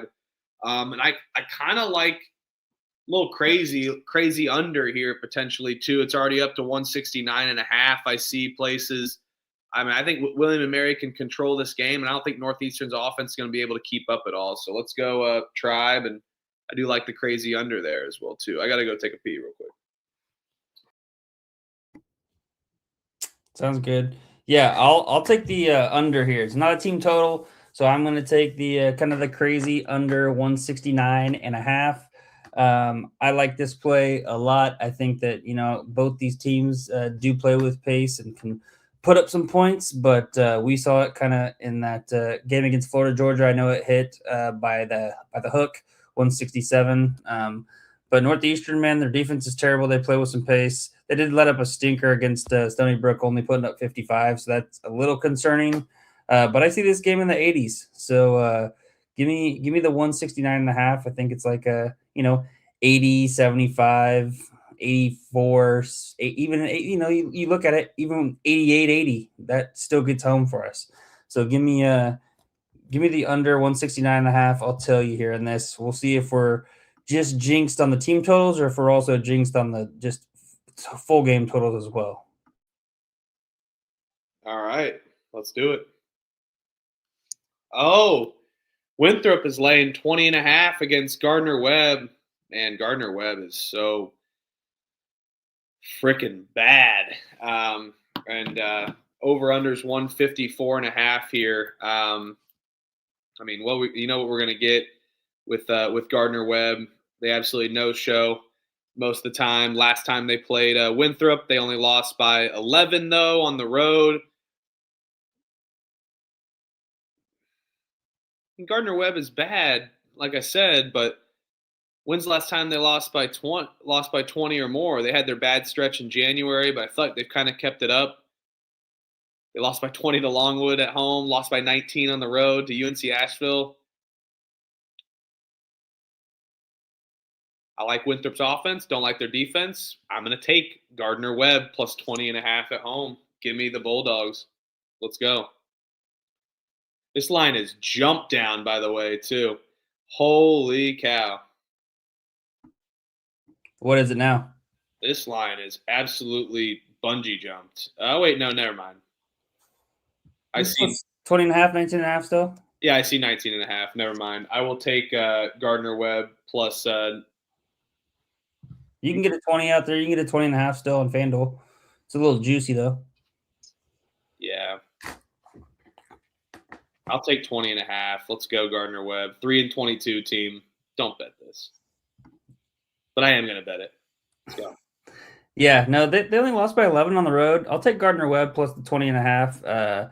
No bet for me, though. I'm going to lay off of it. It does seem like a spot where I'm probably going to be kicking myself tomorrow when Gardner-Webb is like only winning by 5, or Gardner-Webb's winning by 5. I mean, if you remember correctly, Gardner-Webb was up in that game by double digits, and Winthrop went on like a 30-5 run. Right. And end up winning that game by 11. But there was at one point in that game, they were up by like 14, 15, something like that. And Winthrop was still favored in the game, even down 15. It was kind of funny. But yeah, give me Gardner-Webb plus 20.5. No bet for me, though. All right, Morehead State's laying 4.5 against Tennessee Tech. Over/unders 144.5. You want to pick between suck and shit? Go ahead, right here. Give me Tennessee Tech plus the points. No bet. I'm not even capping this one. We don't care.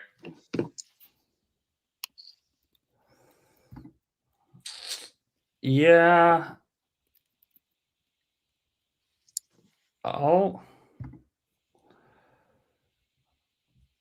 You took Tennessee Tech? Yeah, I'm not betting. Flip a coin basically. I'll I'll take Moorhead State minus the 4.5. Full spar, no bet. All right.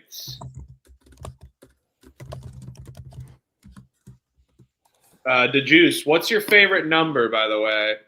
Is it 33? I gotta ask. Get you off. Get you right. I've been meaning to ask you that randomly. What we got? Everyone send out their favorite numbers, by the way. Gonna do a random. I need it for a random little thing. Let's go. All right, appreciate it. That's it. Let's go. DeJuice 33. Let's go. And I might be betting on 33 tomorrow. So let's go.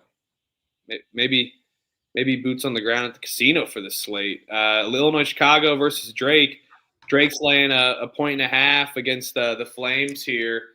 I know UIC may have fallen off of a map here. I know that they've probably maybe struggled for the most part at times, but this is Drake. I know in Drake we get Drake off of a short line, but Drake just can't trust them. I feel like they have no camaraderie on their team. I think Illinois Chicago, yes, they may be reeling and going back to kind of what we thought they were at the beginning of the season. But again, I like their coach. I think they're a well-coached team. I think Illinois Chicago is going to go and get this done. Let's go. We got some favorite numbers all across the board: 22, 13, 7, 50, 7, 7, 7. Tennessee Whiskey just loves the 3, 50, 57. Let's go. Yeah, I think Drake's kind of really fallen off here. Loses the 4 straight at home. Not so fast. They shouldn't be favored. I think wrong team's favored. Give me UIC. I'll go back to the well. I went to them against Belmont at home. Couldn't get it done for me. I think they get it done here. They win it outright. I will take UIC on the money line. I'm seeing kind of a -1, -1.5 everywhere. Yes, Wilmington. Let's go. Chat's formulating. I love it. Portland State versus NAU. Portland State's laying 7.5 against the Lumberjacks. Oh, man. I love this Portland State team. I really do. I think they're a fun team. I'd like to see them maybe make the tournament. Their defense is unbelievable. They beat Northern Arizona by 11 last time out, but that might be a little bit too easy for the most part, just due to the fact that they've been dominating. I just don't trust this NAU team at all, so I'll take Portland State. You betting it? I'm going to take Portland State team total over 70.5 is what I'm going to do. I think their defense steps it up, and NAU, I think it's going to step it up a little bit offensively. Yes, NAU, that is, stepping it up offensively just due to their lackluster performance last time against Weber State. Now they're coming back home. Portland State scored 63 last time against Weber State. I think we see it pick back up. Offense steps up. Even with the Vikings defense, and maybe the defense helps us out, get some transition buckets. Let's go Vikings team total over 70.5, 71.5. I like it. I think 72.5 maybe too high. I know that's a little crazy. Like, why am I capping that way? But I don't know. I think we'll be. I don't say it's too high, but I'm more enticed to bet it on that 70.5 number, just due to the fact I think it's getting a little bit downsized due to the last performance from the last time these two played. Yeah, no, I think I like the juice. I don't know why he said scratch that over. I think it could be a sneaky over in that game. Yeah. You look at last time out. I think what was it? The final score was 70-50 something. 63-52. So a total of 114. But yeah, I think it could be a sneaky over here, and the fact that Huff's on that team total over, I don't mind that at all. I'll take Portland State minus 7.5. No bet for me. I was gonna look and see if there was a lean or an angle if rhythm liked one way or the other. No strong lean on the over, or else I would have probably been pushed to bet that over. So I'll take Portland State minus 7.5, no bet. Let's go. Oh, yes. I get to pass this one to Elliot. Let's go. Just by proximity. Kansas City, Oral Roberts. Maybe I said, what other team did I say that we were like, maybe we'll pass this one over to you instead? State, I think. Yeah.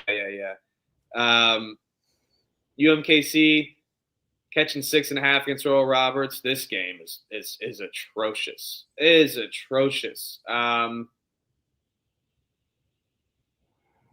Two bad teams together. Could be a sneaky over just due to the bad defenses, but no bad. I don't want no part of this game. Yeah, I'll fade UMKC. I'll take Oral Roberts minus the 6.5.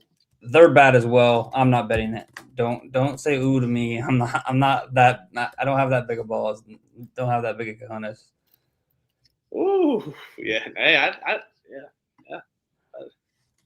Big stones there. Coastal Carolina versus Louisiana.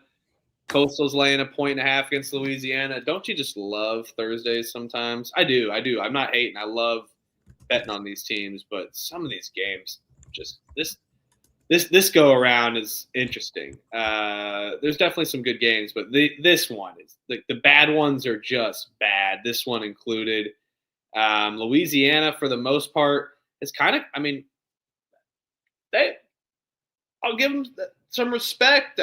Winners of 4 straight after being a laughingstock. Coastal's kind of kept it up. I think we see this game mucked around a little bit. Yeah, Coastal's probably a little better, but I'm going to take UL Lafayette at home and get 5 wins in a row here. Haven't played since February 7th, so a little bit time off and rest. Both teams kind of haven't. Coastal also played that crazy buzzer beater freaking game that was like multiple buzzer beaters, crazy turnovers, unbelievable overtime, multiple overtimes. So give me Lafayette at home here. Let's get 5 in a row for the Raging Cajuns. Unbelievable. They're hot, spicy gumbo. Yeah, no, I love it. I'll take Louisiana on the money line as well. We will fade the damn near buzzer beater like 3 separate times against UMass there at home. Now they go on the road against Louisiana. Haven't played them yet this year. This will be their only time playing them. I think they Raging Cajuns get it done. They're in Lafayette. Let's get them. Let's ride it. Money line, Louisiana. Lock it up. Shout out the chat. They are absolutely rocking the night. Ken, Moral Oral, hilarious. Crafton. Bozo. Chat's crafting. They're talking to each other. It's always good. Good. Love the community. Holy shit. Southern Illinois is laying 12 against Evansville. Over-under's 139.5 here. I will say, do you think this is like a letdown spot after Evansville's big win against Illinois State? But 12 seems like way too many points even in a letdown spot. I mean, man. Yeah. We are hooping.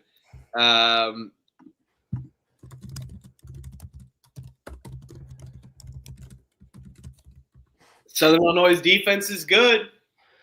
Evansville just scored lights out, 88 against Illinois State. I can't tell you. You read minds. Evansville, team total under 64.5. Carbondale defense steps it up. Come on, Evansville, shit the bed. More power to them. They may do the double up, get it done, but man, 2-7 to 5-9 looks like my kind of betting slate today. So let's go, Evansville.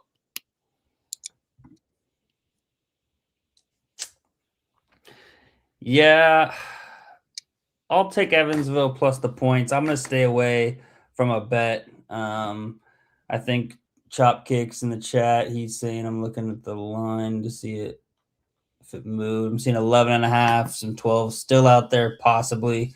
But yeah, I like Evansville plus the points. Too many points. Let's rock with Evansville. No bet though. I'll lay off after that big win against Illinois State at home. Yeah. Puzzle by the points. I'm minus 3.5. UNC Wilmington. If that's a good odds for that play, if you guys want to add me in there. I was just thinking that. What the hell was that? That was ridiculous. I don't know. That's Big Ten fucking bullshit. What are you doing? St. Thomas is laying 4.5 against Nebraska. Omaha over under is 155.5. Oh boy.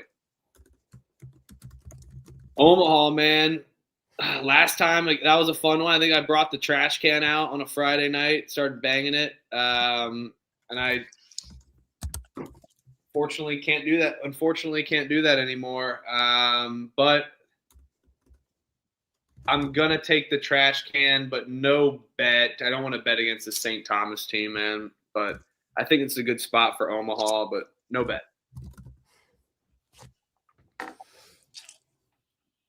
Yeah, I kind of want to take St. Thomas here. Have they played yet this year? That's the one thing I was just getting ready to look up. Yes, they have. No, they haven't actually. They haven't, yeah, because they play end of the year. I know that Ken is right in the chat. Last year, this was the championship game there in the Summit, but I don't think St. Thomas was able to go to the tournament because they were still on the ban from going from D3 to D1. But now they're alive and ready to go. Lost to Nebraska Omaha by 10, so we know Trevor's on it. I'll be on it too, but I'm not going to lay the 4.5. I'll take the money line, and I'll pair it with another later money line in one of these Big West games, because there's some Big West games that I like that I probably don't like the spread at like the 6.5 number. So St. Thomas money line, pairing it with something. And Chop Kicks in the chat gave me a good little push on taking Bill and Mary on the money line as well. So I added that as my Murray State money line partner. So I got Murray State money line. Bill and Mary money line is one of my money line parlays. Just FYI, just added that. Love that. Love it. Love it. I see St. Thomas minus 3.5 on BetMGM, a little bit juiced as well. I'll switch my bet. Check the picks page. I'm not going to rule out the Tommies. I like Ken Hatz, got me convinced as well too, and I think the chat does as well. Who's talking about St. Thomas? I think and the revenge angle there can get it done with a better roster, and they've proven they can do it on the road. But check the picks page on that one. Northern Colorado's laying 7.5 against Sac State. Over under is 164.5. Oh. This line is telling me that Northern Colorado is going to drill Sacramento State here. But, I mean, Mike Bibby's jacked. And Sacramento State has stepped it up. They played Portland State down to the wire. I know they beat Northern Colorado in overtime to kind of like get their momentum rolling a little bit at home.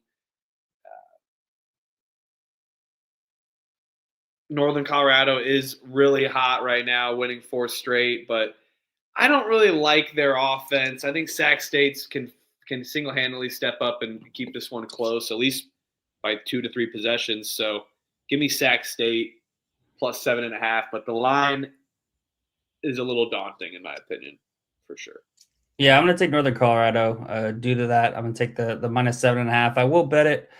Sac State just has been on the at home. Their last 4 games, won 3 of their last 4, almost stole that game against Portland State. You look at when they go on the road, they get kind of blown out. Lost by 8 to Eastern Washington, Idaho by 10, Portland State by 27, Weber State by 13, Idaho State by 13. So this number has been covered in every single away game in conference play. I think Northern Colorado gets it done here. They've been playing better as of late after dropping 5 in a row in conference play. Now you get them at home. Sac State going into elevation after being in Sacramento for 2 weeks. There, give me Northern Colorado minus a 7.5. Lock it up. Battle Dusty. All right, Dusty and I on Sac State. Looks like maybe someone else in the chat, I think. I might have missed it. Is with you. Southern Miss is laying 2.5 against South Alabama. Over under is 137.5 here. This game is going to be a defensive mud fight for sure. Absolutely in the dirt type of kind of game. Going to get you muddy and just mucking around. I like that. I like that term. Just that gross like algae and shit. And it's going to be a swamp fest, man. I mean, clamp style. I know Southern Miss, their defense is really bad at 3-point, but 3-point defense. And South Alabama, one of the best in conference with their kind of zone style of play that they do. It's going to be a close one, man. And Southern Miss plays some close games for the most part, and South Alabama can too. And then we're just getting Southern Miss off of a good Kent State win where they came back and won. That was a good comeback. Line's a little weird for me, but I think they're respecting Hattiesburg off of the win. I'm going to take South Alabama plus the points. I think it's going to be too close of a game. I like that under, but I'm not going to take the under. I'm going to take South Alabama plus 2.5, considering I think this could be a close game throughout its entirety. Yeah, I'll take Southern Miss on the money line. I think we see, like you said, a close game.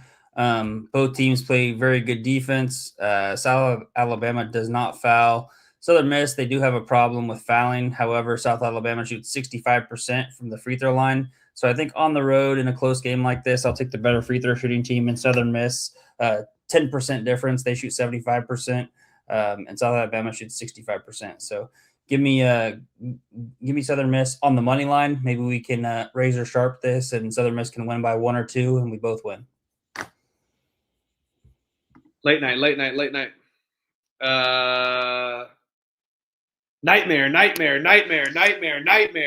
Cal Baptist is laying 6.5 against Southern Utah.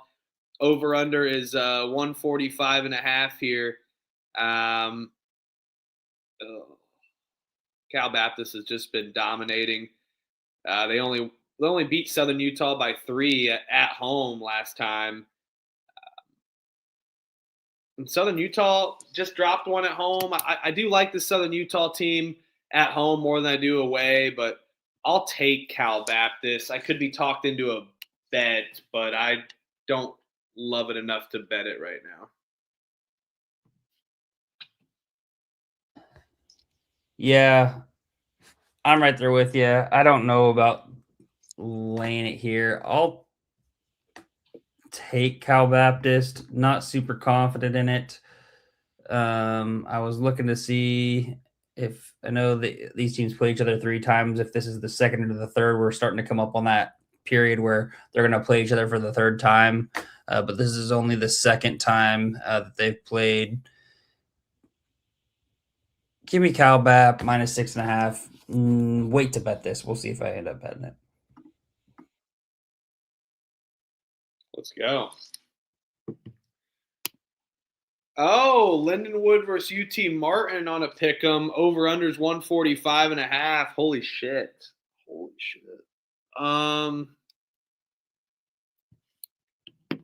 Martin's gonna lose this game, aren't they?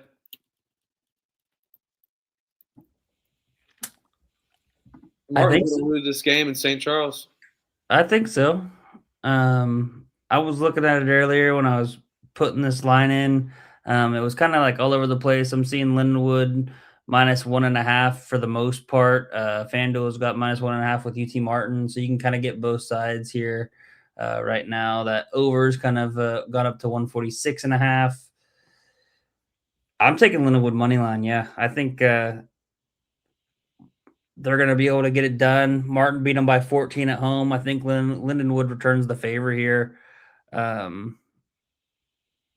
Yeah, I think it's a books no. They're a favorite for a reason. They're going to get it done. Lindenwood money line. All right, Little Rock versus Western Illinois. Right? Oh yeah, absolutely. Okay, yeah. Yeah, sorry, I completely forgot. I just said, I think they're going to win. I should have said something about it. But Yeah, I will say, I do hate that UT Martin did lose to Morehead State. They actually no-showed on offense. But I think this is a point where they, after starting out so hot, they drop 2 in a row, look themselves in the mirror, and pick it back up before OVC conference tournament. Let's go Lindenwood. Little Rock's laying 6.5 against Western Illinois. Over-under is 142.5. Western Illinois, one of my favorite bets of the night on Tuesday, got it done. Let's bet them again. I think so too. I'm seeing 7 on Fanatics minus 105, so we can get a flat 7, or I'll just take the plus 6.5. Yeah, let's do it. Western Illinois, Leathernecks. Maybe they get their second win after going 0-14. 0-14. They get their second win. But yeah, I think it's Western Illinois again. I know we could maybe fade them off their first conference win, but I think they can kind of keep it rolling here at home. Little Rock, they're not all that they're cracked up to be. Yeah, let's bet it. You want to bet it? Let's bet it. Okay. Western Illinois. Is it 7 only on Fanatics, or does Caesars have 7? Let's see. Caesars is always hanging those fucking flat numbers too. Holy shit. I have this like sports folder and it's just insane every time I open it up. Holy shit. On my 6.5 still. Okay. I like it. Fuck it. Let's go. Let's go Western Illinois, 6.5. They're going to bounce back, dude. I'll wait to bet it till the end of the show, though. SIU Edwardsville versus SEMO. Oh, no. I got to do it. No. I got to do. Edwardsville just had a big win. They've been kind of rolling a little bit. They beat SEMO by 13 on the road, but that's the only thing. That's the thing that scares me. It's the only thing that scares me from taking the money line here, and Edwardsville is that they beat them on the road. Yeah, dude. I think this is a spot for SIU. I don't love them for a full 40 minutes, but I think they stepped this one up. This is a home crowd. I like their home crowd. It's a sneaky one for the OVC. Give me a SIU Edwardsville on the money line. Let's go. Yeah, I'm right there with you. They just played 4 straight games on the road, returning home after about 2.5 weeks on the road. Now they get a good SEMO team coming in at home where they've been good. Just surprised that they lost to Morehead State twice. Just crazy. But yeah, I'll battle one cross. I'm seeing he's on SEMO. Give me SIU Edwardsville money line. Lock it up. Ooh, I hate this game. La Tech versus Missouri State. Missouri State's laying 6.5. La Tech is terrible. I can't trust them, especially on the road. I'll take Missouri State at home. No bets. Yeah, rinse, wash, repeat. Missouri State minus 6.5. No bet for me either. Ooh. South Dakota State versus Denver. Over-unders 158.5. Oh, God, I hate this Denver trap every time. It's like an Indiana Jones trap. It's like a pitches of power of the Goonies here. What is this line? This is a weird line. Yeah. Elevation. They lost only by 7. 8. Yeah, 7, 8, whatever. 8-7. Give me that was so corny. That was cringe as hell. Denver has been playing better though. I mean, winners of 3 of their last 4. And they swept the North Dakota trip too. Impressive. They did. That was fun. What a good little win from them. Two of the top 3 teams in the conference, and you swept them. So maybe they're playing with some confidence. Give me Denver money line. I'll wait to bet it. Yeah, I really like Zane Nelson and Logan Kinsey from Denver. Logan Kinsey had 20 against North Dakota last time out, so hopefully can keep it up. And Denver keeps rolling. Just again, a team I don't love betting for the full 40 minutes, but we'll take the home crowd and the home elevation in Denver. Let's go. Utah Valley's laying 7.5 against Utah Tech. Over-unders 149.5 here. Fuck Utah Valley. Give me the Buffalo Sabres from 2003 logo right over there with Utah Tech. Give me Utah Tech plus the points, but no bets. Sorry, Utah Tech.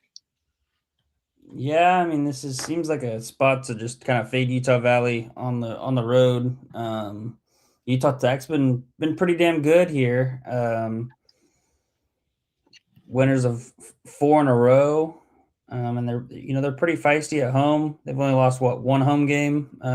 They're in conference play. Shit, they've lost one home game all year, and that was to Tarleton, or not to Tarleton, to UT Arlington at home. I agree. This line is a little weird, but Ken Palm only has it at 5, so technically they've got it even higher for Utah Valley actually, especially with the home court advantage. Give me Utah Tech plus the 7.5. I will bet this. All right, I'll bet it too. Let's go. Are we waiting to bet this or? No, I'm seeing some 6.5s out there as well. So I'm just taking the 7.5. They already lost to Utah Valley by 16 on the road, but as we know, Utah Valley way better at home than they are on the road. I think Utah Tech plays competitive. Maybe they lose, but 7.5 is a lot of points. All right, I'm in for that. I love getting talked. I love talking about it. Utah Tech plus 7.5 on Caesars, locking it up. Let's go. Arlington versus Abilene. Ugh. I know. Abilene's lost 7 straight after starting 2-1. Arlington's lost 3 straight now. Can't be talked into it. I don't trust Arlington. Their defense has been their namesake, and it just hasn't been hitting as much lately. And I'm not putting my hard-earned money on Abilene. I think it's a good spot for them. Abilene money line, no bets. Yeah, this is interesting.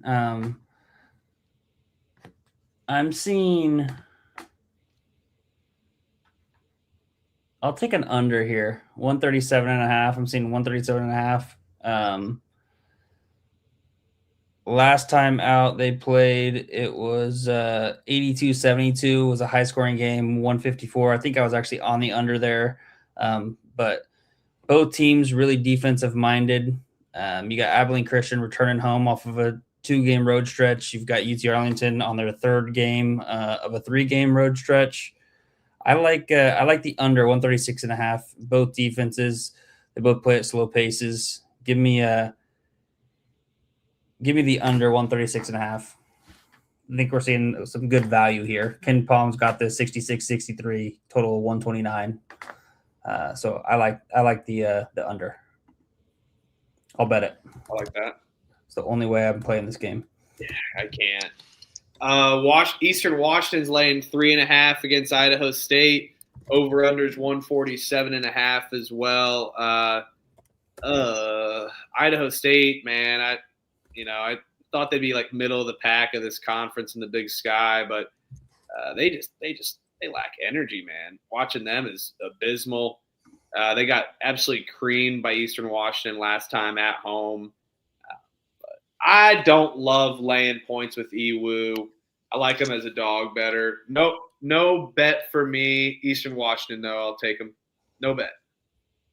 Yep, I'm right there with you. Idaho State, they're kind of a broken team. I thought they were going to be pretty good. They're kind of at the start of conference play.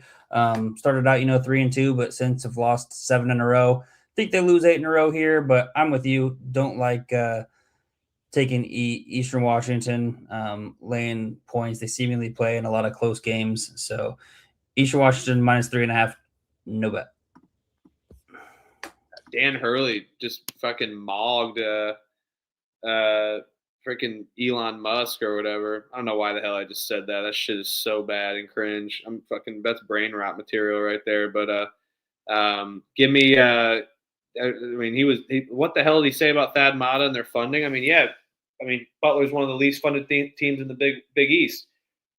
Get him out of the Big East. Anywho, Go listen to that soundbite of Dan Hurley. That shit's terrible. What a douche. Tennessee State's laying 5.5 against Southern Indiana. Over under is 149.5 here.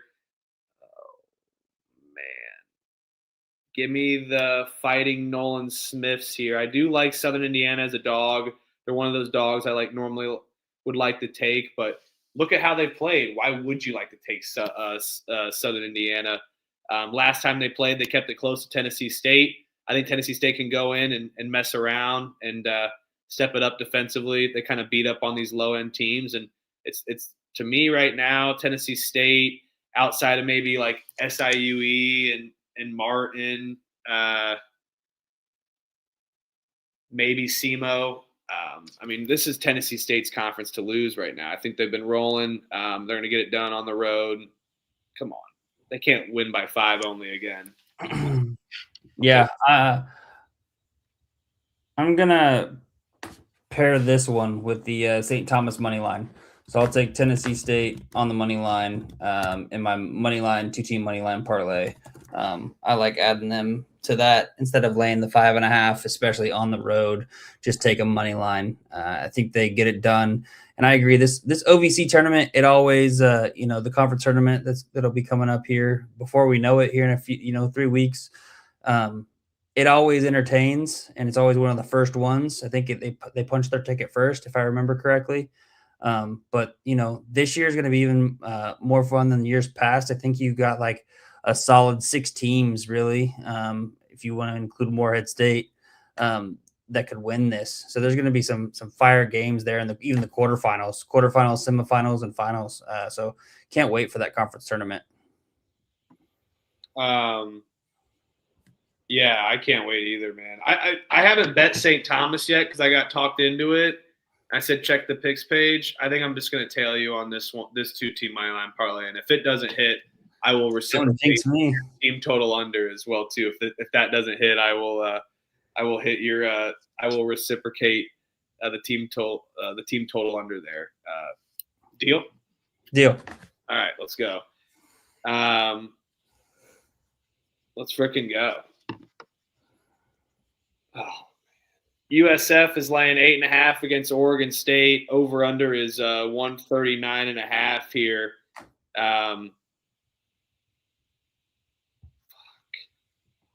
Listen, it is in War Memorial, but this San Francisco team has just been not very exciting in my opinion, and definitely not as their last couple times around. Oregon State, man, you talk about a team that's kind of like quit, really lacks anything good, but they have gone on the road and played against some bad teams, and I think San Francisco is getting a little more respected than normal. They lost last time at home in War Memorial. They've lost to St. Mary's, so I don't know if they'll do it back to back, but I don't trust them to really win by margin, even if Oregon State is a pretty bad team. I think Tinkle will get them back going after their loss to Gonzaga. Come on, Oregon State, cover the big number on the road. You betting it? Yes, 8.5. I'll bring a knife to a gunfight. I'm seeing a 9 on just Fanatics, unfortunately. Yeah. Let me check Caesars real quick for you. Won't they make some terrible jersey? No. 8.5 everywhere. Besides,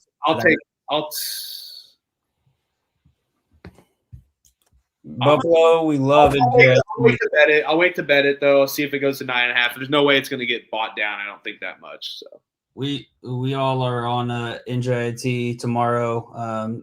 I think me and Huff are waiting to bet it, or I think we already bet it at +2.5. Can't remember. But yeah, money line too at plus money. I don't mind that either. I'll lay it here with San Francisco, but knife to a gunfight. I'm not gonna battle you here. Yeah, I like +2.5 as well with NJIT, but I was just gonna wait to bet that one at the end of the show. Let's ride, Buffalo. Belmont, let's go Buffalo. Let's get Josh Allen a ring as well too. For real. This was his year. I'm pissed. Me too. That Super Bowl was horrible. I'd much rather have seen. Technology. Hey, I got me saying, oh, technology. She want me. I'm going to give it to you. Belmont laying -5.5 against Northern Iowa.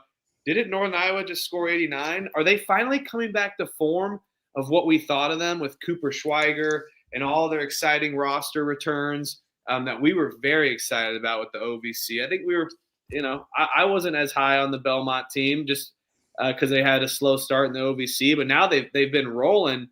They beat Northern Iowa by 13 in Cedar Falls last time. Northern Iowa just scored 89. When's the last time they've done that? Not a very long time ago.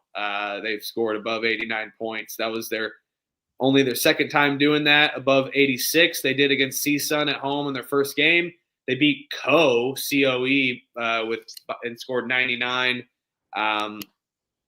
Yes, I think Northern Iowa could maybe step it up defensively against this Belmont team. But Belmont off a bad loss at home. I will take the Bruins and bouncing out and beating up on Northern Iowa after their hot offensive performance.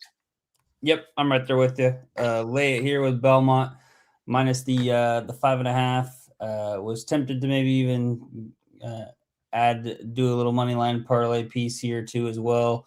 I'm seeing 4.5 on DK. I'll lay the 4.5, bite the little 5 cents of juice. So give me the -4.5 at -115 there for the Bruins here. I agree. The professional.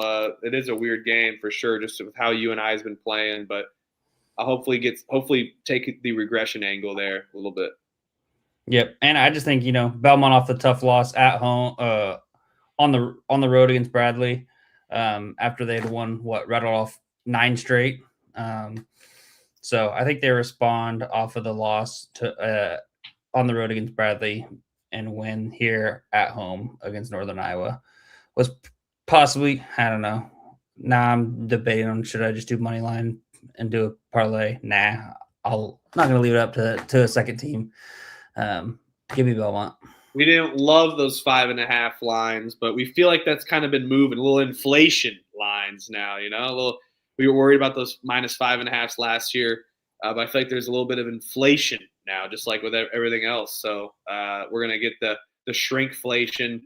Kind of worried about those -3.5 lines lately, Memphis versus North Texas. Over-unders 136.5 here. Memphis laying points on the road. I know this North Texas team is pretty bad, and they just dominated UTSA, the punching bag of that conference. I'll take Memphis on the road, but just pick them, no bet. I don't want to put my money on that, even though they have stepped it up and beat up on some of these low-end teams. Yeah, I think surprisingly Memphis is a pretty solid defensive team. So I tend to like the under 136.5. They do sometimes play some tempo, but I think North Texas will be able to kind of slow it down here. We've got 2 tough, gritty defensive teams. You looked at the last game out, 57-48. So total of 105 points there against Memphis. Kind of makes me like the over actually, but I'm going to stick with my gut here. Ride the under 136.5. I'm seeing 137.5 as well, so it's coming up a little bit, but I'll take the 136.5 right now. Ken Palm's got this at 127, so I'm getting about 9.5 points of value there as well. So another kind of a gross low under. I was on that under 137.5 with UTA Abilene Christian. Why not take another under 137.5? Yeah, gosh, I like it. No bet for me though. Oh, Idaho's laying 6.5 against Weber State. Over under is 158.5 here. Oh, baby. The Vandals are fun at home and feisty. I do like them. I will get I'll go a little Elliott style tonight here on this one. Idaho team, or not team total, Idaho 2-team money line parlay. I'm going to add Idaho as a leg. Weber State just got a good win against NAU. But we've seen Weber State be awful. Idaho, really tough road stretch for them, losing 3 of 4. Much better team at home. I just don't love them winning by margin, but I do think they get it done. I'm going to take them as a 2-team money line parlay with Idaho here. We'll find its pair shortly. Yeah, for sure. I'm going to get a little bit even crazier. Do a little Freaky Friday. I'm going to do a little Turn Thursday. And I'm going to go with Idaho on the money line and take the over 150, 149.5, I think. Let me just get this. I like to get it at plus money, right at plus 100. So let me figure that out. You can go to the next game if you want and talk about it while I get this crafted, and then I will let you know the official play here. But I like both these teams scoring a lot of points. We've seen what Idaho does on defense. They give up a lot of points, but they also can score. They're at home. I think they get it done on the money line for sure. So I feel more confident in that and taking the over, because if Idaho wins, there's going to be points scored. And I like – why can't I bet that? You can go to the next game. I'm going to try to figure this out. All right.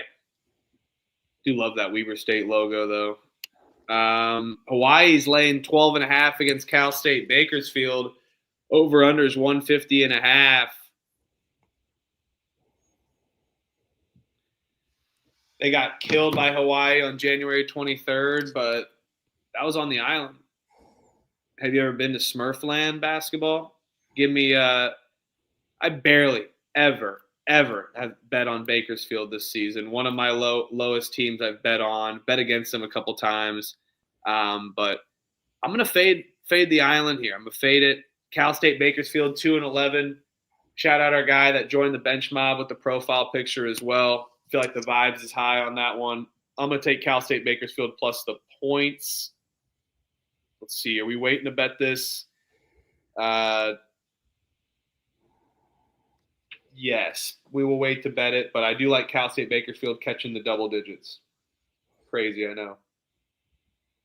Yeah, I'll take Bakersfield plus 12.5. Hawaii away from the island. We'll fade that. I also think that that Cal State Bakersfield fan came in for a reason. It's pointing us to bet Bakersfield and the Roadrunners. So shout out to you. Let's go CSUB. Get it done on the fucked up blue court. Maybe they don't win, but 12.5 seems like a lot of points for me. I'm even seeing some 13s out there. So maybe wait to bet it. But yeah, Cal State Bakersfield plus the 12.5. Let's go. Let's go Bakersfield. Roadrunners, baby. UCSB is laying 6.5 against UC Riverside. Over-unders 145.5. This line kind of stinks to me. The line kind of stinks to me for sure here. Tad bit worried about him. Is this the pair that we want to do, though? I mean, UC Riverside is just awful. We were right, spot on with Riverside being terrible this year with their issues. I got two Big West teams in mind. One of them was UCSB here. I feel like the line kind of stinks. I do think they get it done and play a close game with Riverside and whatnot. I won't take the spread, but I would add them to the 2-team moneyline parlay. But yeah, I agree. I like UCSB in a little moneyline parlay. I was tempted. I know this is kind of strays away from what we like to do, but I was tempted to do. I know the -6.5 won't get us down to like right at the plus 100. So I was thinking about like a little fun little 3-teamer to end the night with Idaho, UC Santa Barbara, and Irvine, all kind of laying that -6.5 number. There's your. I think I like that play. I think that's what I'm going to ride. I was trying to look up this Idaho. I can't find anything. I can't do any of teasing of totals yet for that Idaho. So I'll probably just end up doing that. So let's do. I'll take UC Santa Barbara, UC Irvine, Idaho, all money line parlay.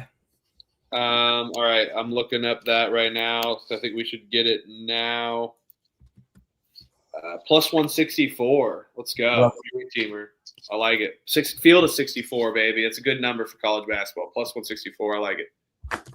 And the 6 is in there. I was about to say the 6 is in there. Shout out Tennessee. Yep. We already talked about this one. It's going to be our leg there. We think UC Irvine's going to get some rebounds. Oh, Long Beach State versus Fullerton. Over-under is 155.5 here. Long Beach is so bad yet again. What the hell happened to this freaking basketball program? But Fullerton, they've really picked it up. This line personally stinks to me. I like Long Beach State, but no bet. Yeah, I'll take Long Beach State here at home. No bet for me either. All right, final game of the night. UC Davis versus San Diego. San Diego's laying 4.5 against Davis. Over under is 148.5 here. Man, Davis has been kind of rolling for the most part, and San Diego has really struggled, I'd say, at least a little bit. Do they bounce back here in their home gym against this UC Davis defense that can be porous inside for the most part? They have not – last time they played, they won by 6 in their home court. I feel like UC San Diego kind of do after their free fall from their start of conference play. But gosh, I don't know, man. UC Davis. I'm taking. What are you doing here? I don't know, man. I'm taking UC Davis plus the 5. I think personally they're the better team. San Diego, they already lost to San Diego by 6 at home. I just think plus 5, too many points. We see a very close competitive game. I don't think UC San Diego has the ability to run away from them. I mean, you looked last time out, beat UC Davis by 6, Long Beach State by 3 at home. But, in the last 4 games, lost 4 of their last 5. I know they've played kind of the top tier of the conference here as of late. Now they get it home. But, yeah, I'll take UC Davis plus 5. UC San Diego, I like them kind of. I feel like this is the one game UC Davis can regress offensively. They did kind of just play one where it was a low-scoring game. So, I don't know. San Diego's defense is solid. They may be playing feisty here. Are you betting Davis? Yeah, I'll bet them. You want to battle? Let's battle. All right. Ending that on the battle. I like that. Yep. Triton. I want it. Ponies and Aggies. You taking Davis? Yep, I like Davis. UC San Diego's been struggling. Their offensive rating's down like 14 points. The last 5 games from where it's been all regular season. Revenge. Triton's beat them on their home floor. Davis has been playing well and can catch San Diego in a down spot on their home floor. I like Davis. Let's go. Let's go. All right. Well,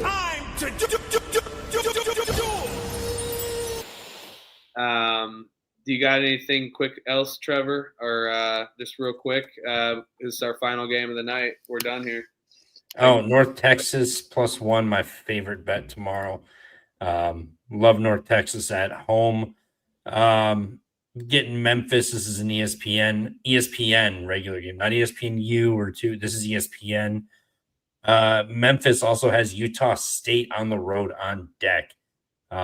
Bigger fish to fry. Walking into the super pit. Ghetto spot for North Texas. This place is going to be rocking. I think Memphis goes down. I think they go into Logan and maybe shock some people the following game. So love North Texas. Games I will be on. Kennesaw State. I'm going to wait and try to get a 3 with that. Cleveland State plus 3. Oakland minus 4.5. Hofstra plus 1. Against Charleston, I think Hofstra bullies them. Merrimack minus 3.5. North Texas plus 1. Green Bay minus 1.5. Green Bay's on ESPN 2, I believe.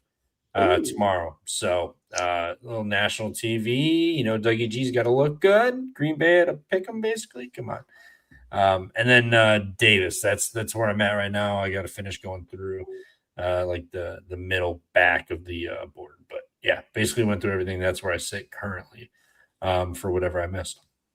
Do you see who's in the chat tonight too? Who's in the chat? Greg Gard. Greggy G, what's going on?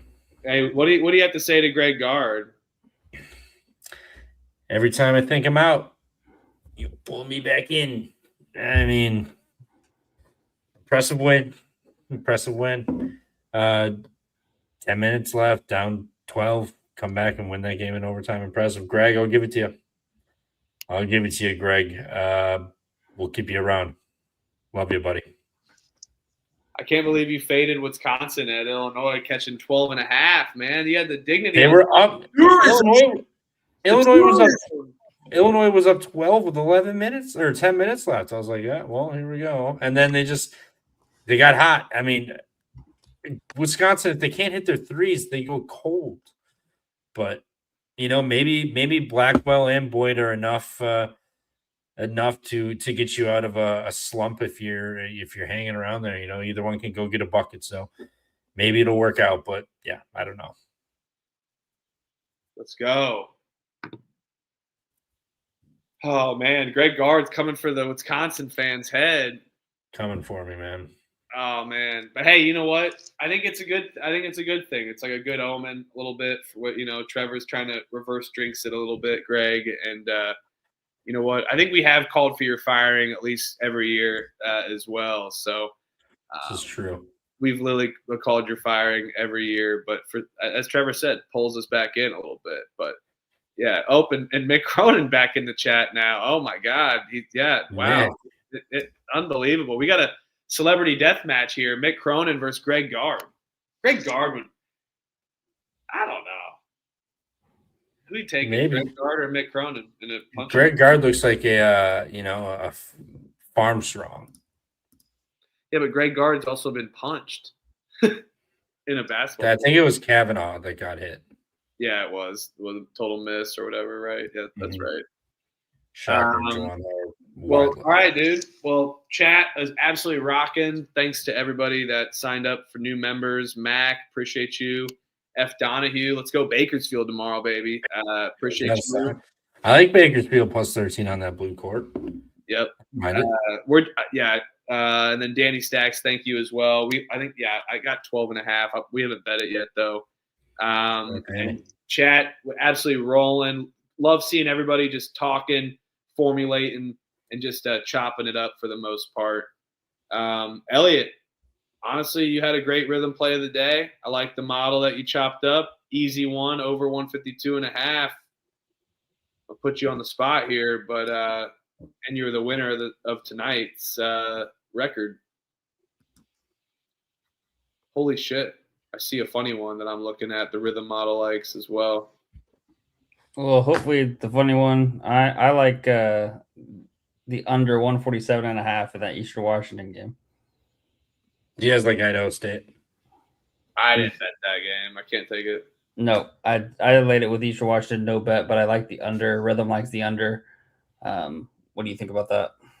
I like it. I think it's keep up under one. You said 44.5, 47.5. 147.5. Yeah. I like that. Last 10, 6 of last 10 with these unders. Only under on the board. Only under recommended on the board. I like taking a gross little under at the night. I am getting a little sleepy, dusty. Been up for quite a while. But hey, we got to grind. We got to do it. Yep. Hey, I'm as well. Very tired, and we will all now go to bed because the rhythm play of the day is going to hit because we're all going to go to bed during that game because the under is going to hit. Missed shots galore. Appreciate everybody in the chat. Like I said, awesome weekend up ahead. Valentine's Day weekend. I will be here Friday night. I don't know if you guys are. I get it with Valentine's Day and whatnot. I don't know if, things with Friday, but it is on a Saturday at least. But full day of hoops ahead. Tomorrow night, usual time, easy slate. And then Friday, unbelievable main event Friday. 132 games, absolutely chopping up every single slate. I'm excited to get it done and talk them all up. Absolute bag galore, baggers season, biggest slate of the day always, or of the week always, because it's the big show for Friday. Appreciate everybody. Thanks everyone in the chat. See you guys tomorrow. Check the picks page. Doodles.